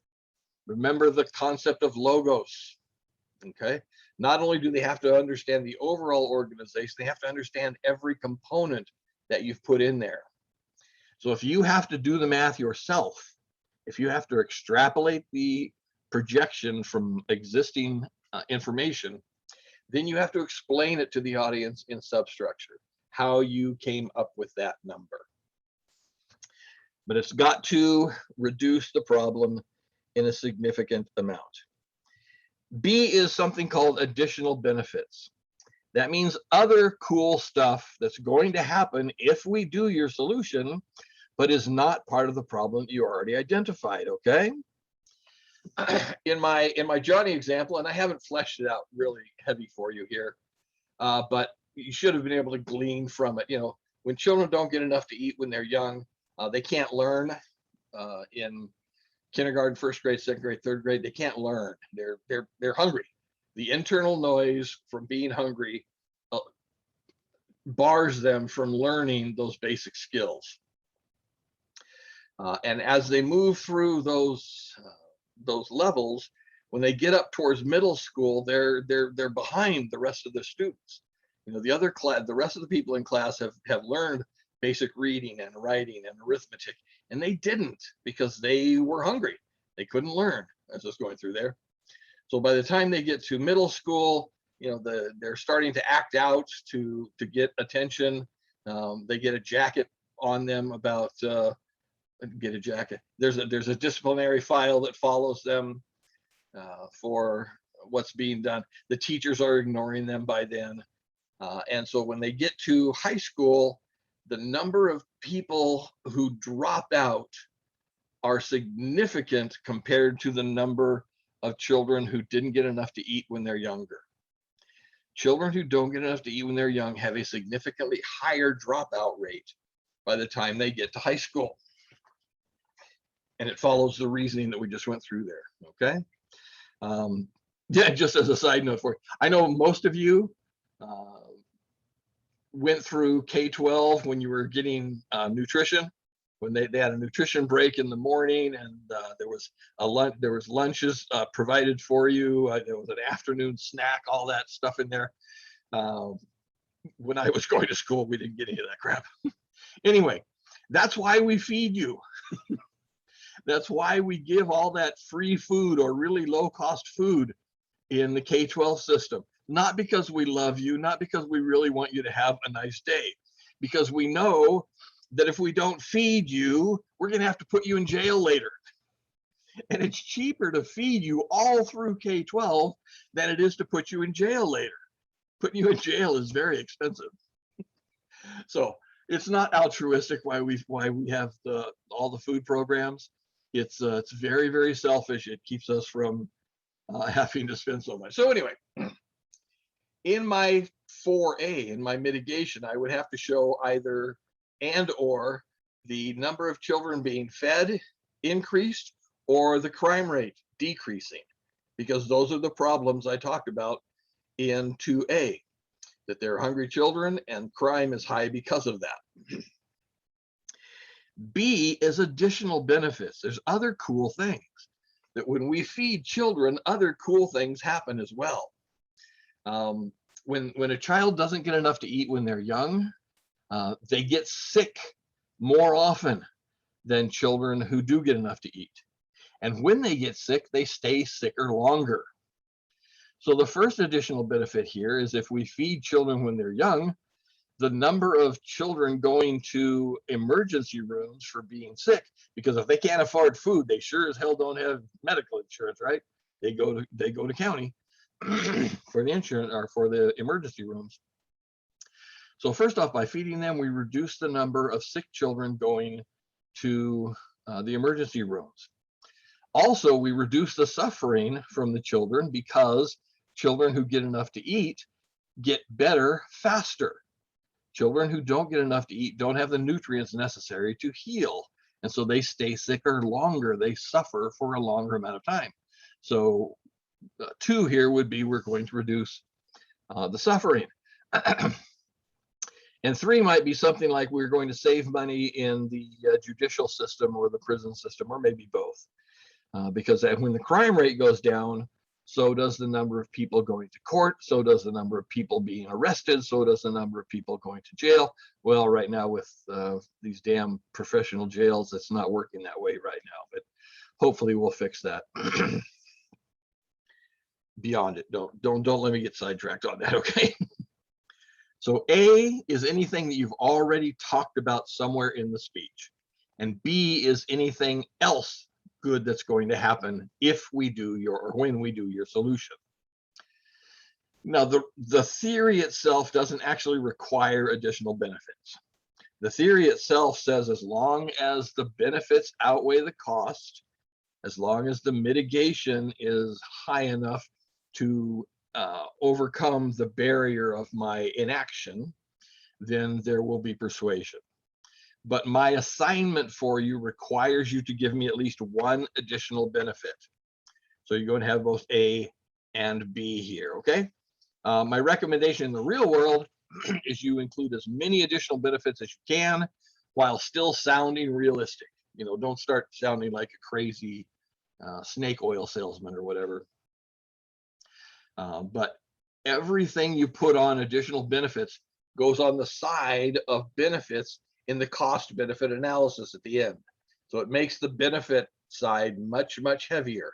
It includes or increases the persuasion. Any questions about visualization, the results section?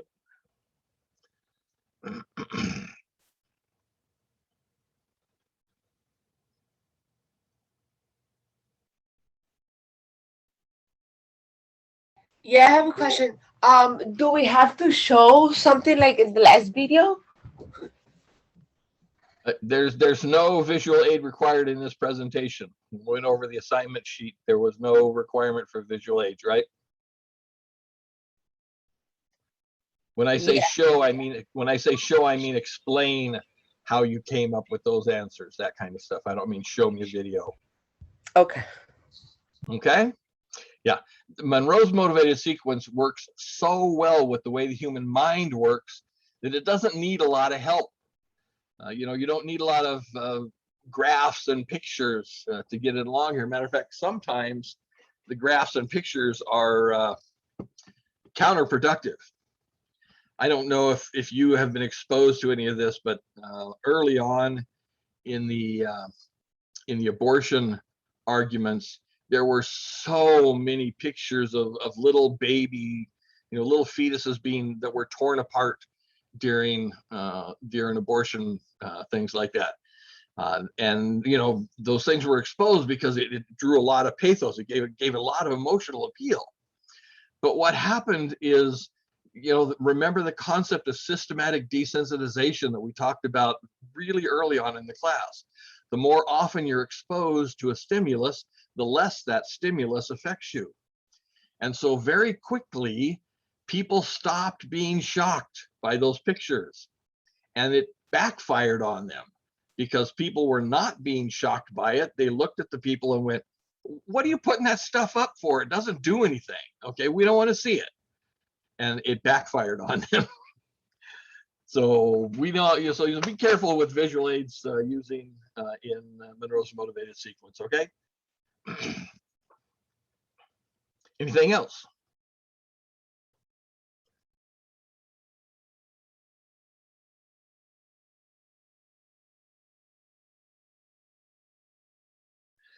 Okay, when you get to the bottom of your visualization, that is A and B, once again, white space, another content-specific full transition white space to the call to action. The call to action is 100% dependent on the solution. And you can't even think about what you want the audience to do until after you finish your solution step. So anyway, remember, we weren't talking to the audience in the solution step. The solution step operated at the same range, the same scope. We're talking about how it operates in society. We're not talking to the audience here. Here in the call to action, we are finally talking to the audience. The call to action is the one thing that the audience needs to do to either cause the enacting of your solution or to facilitate the enacting of your solution. Now, the vast majority of you, because of the nature of the assignment, the way it's constructed, and where your research is going to have to come from, it's going to be an action that causes or facilitates a larger action. You're not going to ask the audience to clean up the beaches, because once again, 20 people trying to clean up the beach is not going to clean up the beach. You're going to ask 20 people to join the Surf Rider Association, because the Surf Rider Association, if it gets enough support, can make sure that all of the beaches are clean. So you're asking for an action that facilitates a larger action. So as we get through here, okay? And it's got to be adapted to your audience. Every time you do, if you take a persuasive appeal out into the world, you have to adapt your call to action almost every time.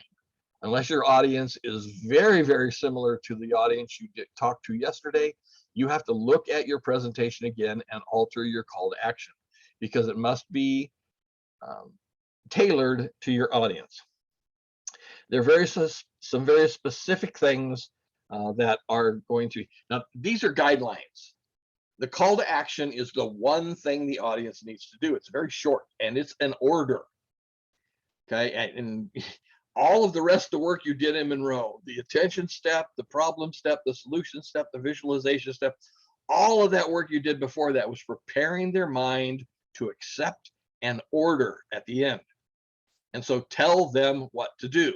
Don't suggest nicely or ask them. Tell them what to do. You prepared them for it.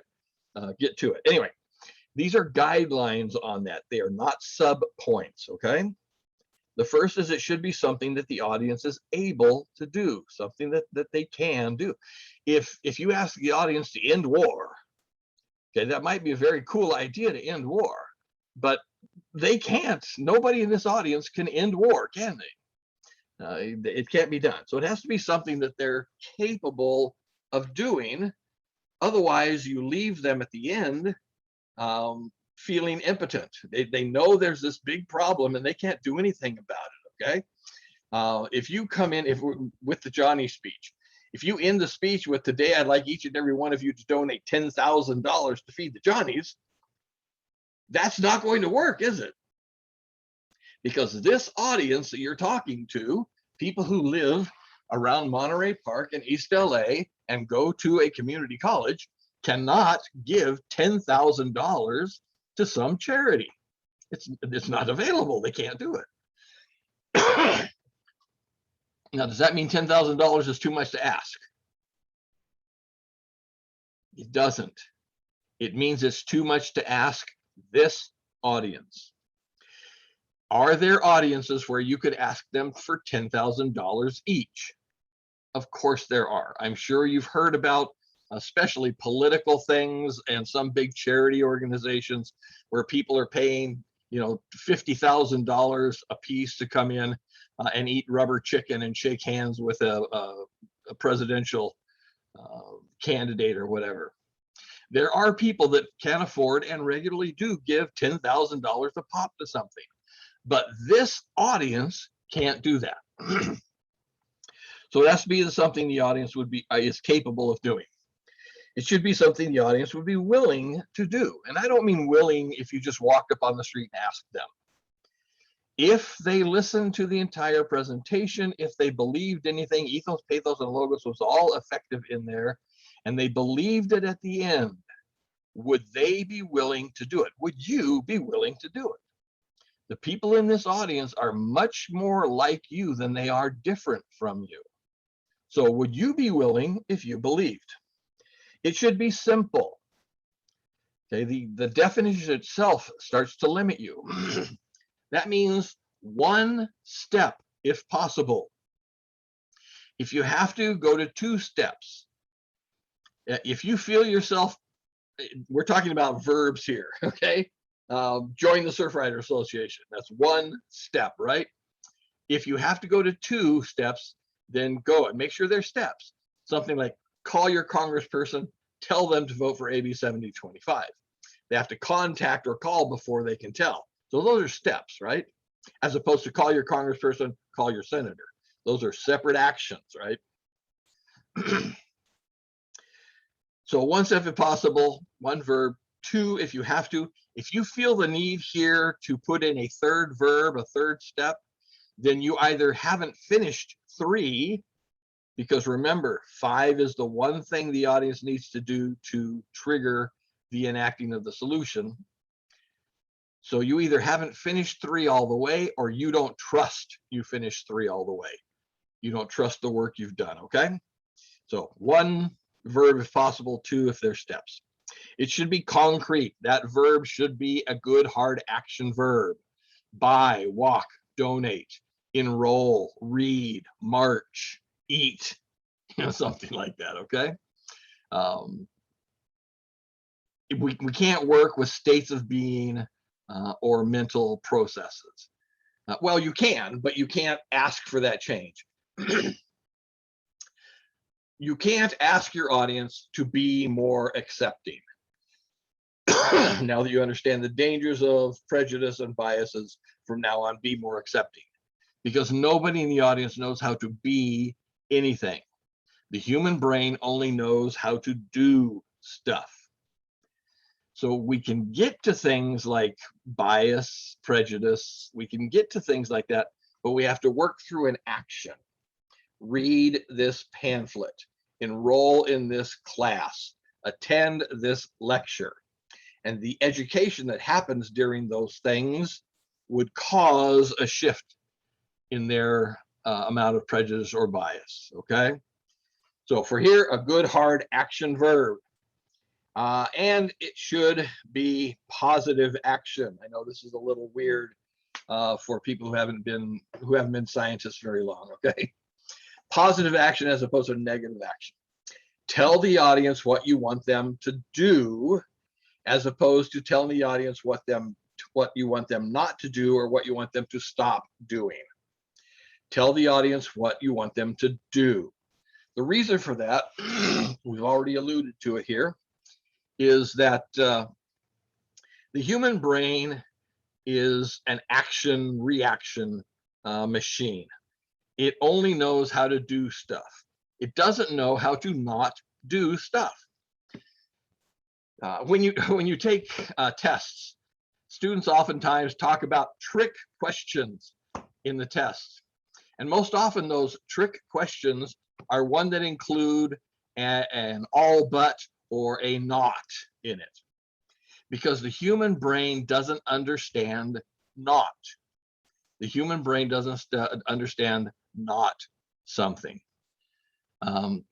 It's so incapable of inaction, it doesn't even process that word there, okay? Most of you have gone through this in the K-12 system along the way. Baseball is one of the major games that we teach with, it goes through. Don't drop the ball, okay? I'm sure most of you have heard that message. Don't drop the ball. Don't drop the ball. Don't drop the ball. Don't drop the ball. Don't drop the ball. Don't drop the ball. Don't drop the ball. Don't drop the ball. Don't drop the ball. Do not drop that ball. Don't drop the ball. Don't drop the ball. Don't drop the ball. Don't drop the ball. Don't drop the ball. What did your brain process over and over and over? Drop the ball. Because the brain doesn't know how to not drop. You can teach the brain how to watch the ball all the way into the mitt, and by doing so, it will drop it less often, but you can't teach the brain how to not drop. You have to work with positives rather than negatives, okay?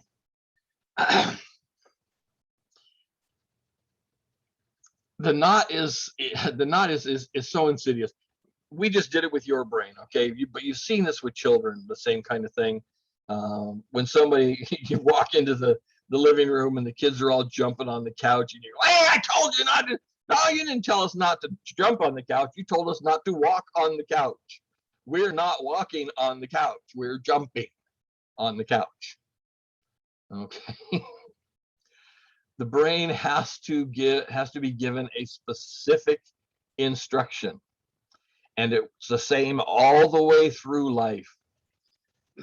Your goal here, I hope, coming to college is to become either management or to run your own business somewhere along the line. When you manage your people, tell them what you want them to do. If it's within the purview of their job description, and it's not morally reprehensible to them, I guess, which they wouldn't take in that job. Oh, anyway, then they'll do it. But if you tell them not to, here's an example. You look in the back, you're in the front office, the machine shop's in the back, and you open the door and go, I have to go off to a seminar this afternoon. Don't fuck off while I'm gone. What did you just hear? Fuck off while I'm gone. So tell them what you want them to do. And this is very difficult because our society is built on negatives. Accentuate the positive, but focus on the negative. When you work into a job, your main job is looking for problems, unless you're a service industry. Your main job is looking for problems, focusing on the negative all the time. So it's very difficult. And the vast majority of us were also taught with negatives. You were taught being told not to do things. And it didn't work, did it? Most often it made you do it all the way. So tell them what you want them to do. If they listen to the whole thing, ethos, pathos, and logos are included along the way, and you focus or change your call to action to fit something they can do, something they're willing to do, something they can understand with only one step and remember, something that is easy for the brain to do, and you make it active, they will change their behavior. Once again, these are not subpoints, they're guidelines. The entire call to action could be something as simple as join the Surf Rider Association. That's not even a full sentence. That's a directive clause, right? So there is no conclusion here. There is a call to action. Once again, it's not that we don't require it. We don't want a conclusion here. One of the purposes of a full conclusion in the informative speech was to give the audience permission to think for themselves again. Right? In the introduction, you took control of their thought process and you controlled it all the way through it. And in the end, you relinquished control of their thought process. In persuasion, you don't want to relinquish control of their thought process. You want them walking out of that place, still feeling that internal exigency to listen to your voice, because that's where the persuasion lies, right? For them getting through it. Any questions about the call to action?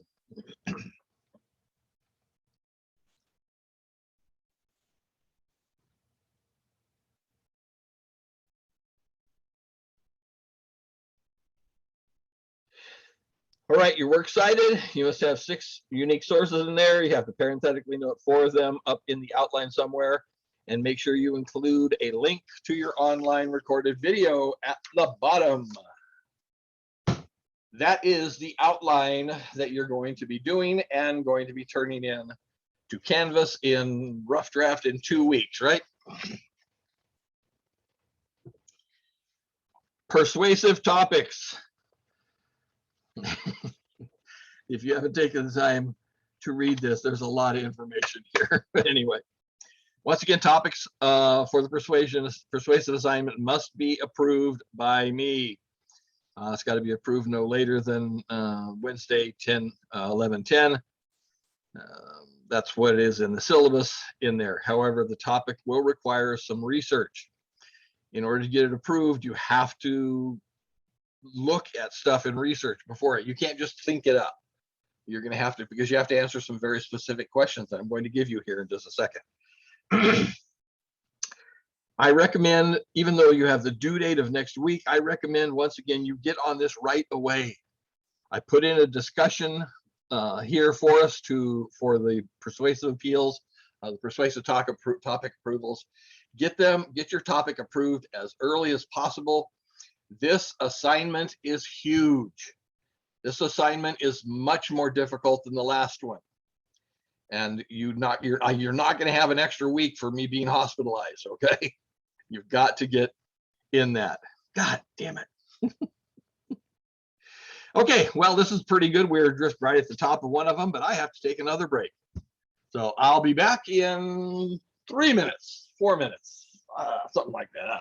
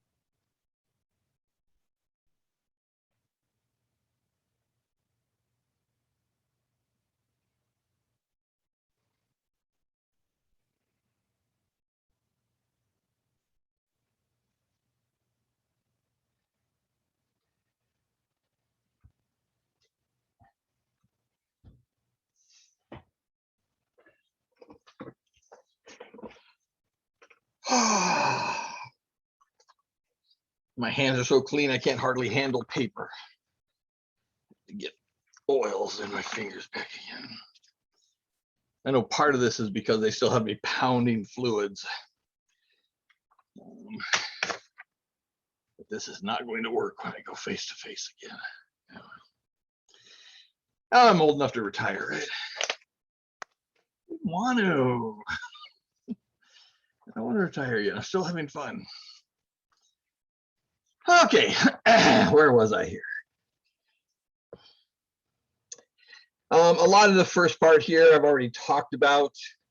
The reasons that most students work from the back end forward instead of working from the problem towards an actual workable solution. But so you can read through that. Most of it will be repetition of stuff we've already talked about. But in order to get your topic approved here, you have to answer 3 questions for me. The first one is, who is being harmed by this problem? And I'm not asking you to identify every human being that's harmed by a problem. I'm asking about the population that you're going to be working with. You don't have to work with all of the homeless. Well, you can't do the world because we have no world actions. But you don't have to work with all of the homeless in the United States. You can just work with the homeless in LA County if you want to. but you have to be very specific and identify that population. Okay, you can't just say something like women are harmed, right? There are women all over the world. There are women all over. What do you mean by women? Are you talking about any female from her first menses until she dies? Those are very different populations. So probably not. Where are they? We talked about the nation, the state, the county. As we go through here, okay, there's an example here of a good identification or a good answer to the first question. Women between the ages of 17 and 35 in the state of California are being harmed. That's how specific you need to be when you answer the question, who is being harmed? And this is one of the reasons why I alluded to earlier that you're going to have to do some research before you even get your topic approved. Because you don't know if you can find research about women in LA County, or if you have to go to women in the state of California, because that's where the research is. So you're going to have to look at it and see. You may want to work with homeless, but at what level do you find the research? So be very specific to identify this. This identifies the scope, the range of the problem. This draws a line around the population that you're going to go to. The second question, how are they suffering? And here are all the admonitions that I talked about in 2B ahead. The answer to 1 gives you your 2A. Once you have a line drawn around the population, then you can count them and you can come up with a real number. Well, somebody else will do the counting, you'll just do math, right? 2B, how they're suffering. This is the harm associated with the problem. How many, or not how many, but what kinds of injuries, what kinds of illnesses, what kinds of mental diseases or syndromes do they deal with? What are they, how are they suffering because of the problem, okay? And once again, you got to be very specific about it. I talked to you earlier about not relying on emotional words or whatever. Be very specific. You have to make me cry. And there's a big warning for you here. Students often do not understand this concept, so make sure you have it internalized, underline it, highlight it, make a note, something. Death is not suffering. Death is a number. How many people die of cancer is a number. It's not the suffering associated with it. Death is the ending of suffering. Okay, how did they suffer before they died?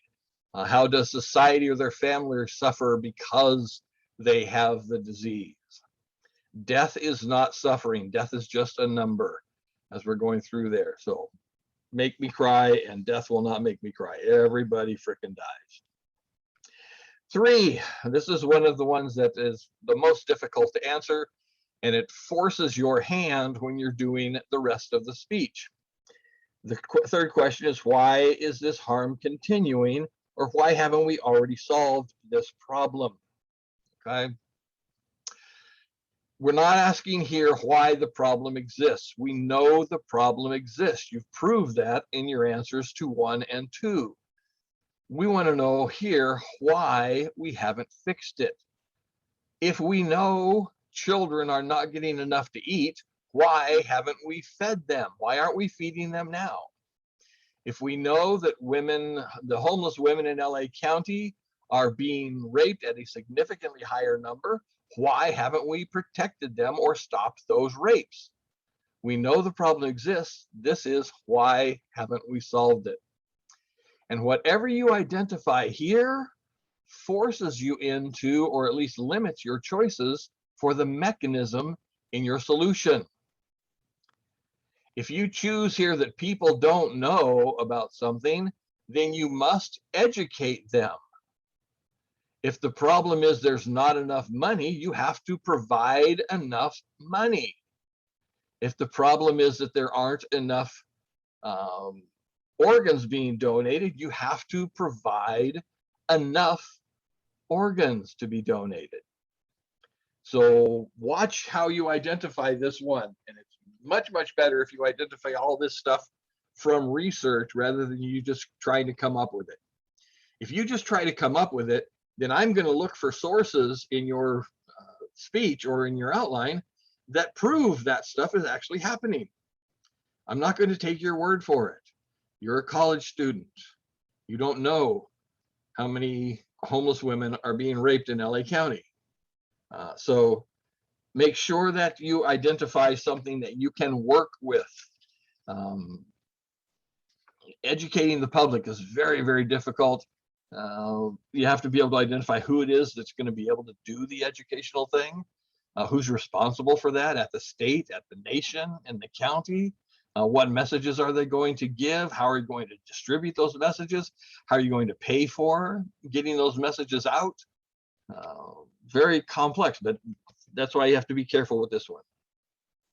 And once again, remember, you're only going to choose one here. In the real world, you would have multiple causes to overcome, but you're in this one only one. There's a couple of examples, actually one good full example of how to answer those questions. Following there, you can read that for yourself. And then once again, I reiterate here that you have to research to be able to answer these questions. And oh, I misspelled you. As usual, when you send them, I put it in here via email, but in this class, I put in a discussion in Canvas so that we can have it all in one place and everybody can read each other's to be able to get ideas and bounce things off of each other back and forth. For you to put them at, if you only have one idea and I say no, then you have to wait long times. I mean, sometimes I don't get back to check emails again for 4 or 6 hours, sometimes 8 hours. If I go to bed before then, you have to wait till I get online the next day. So if you're going to be doing it that way, which most of you will, come up with more than one idea for a topic. That way, if I say no to one, I may say yes to another one, and it'll help you be able to get done faster. Make sure you've read through the chapter on speaking to persuade. You should have done it already.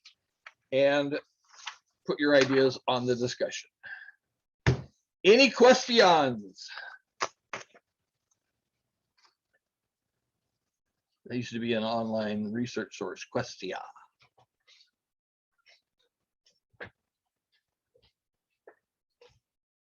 Maybe I have to get out of this chair, change into cotton shorts. This sliding around is not acceptable.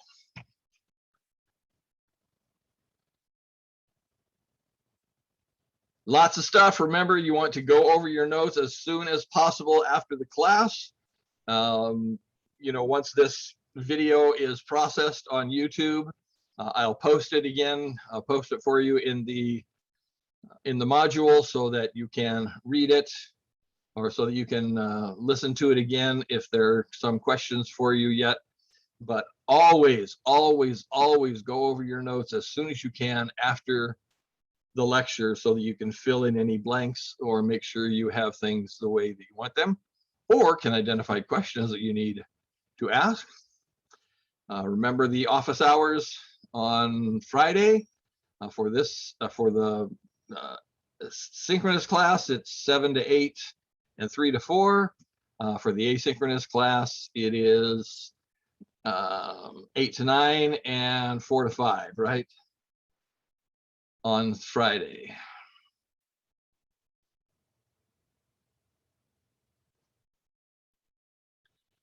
Anything else?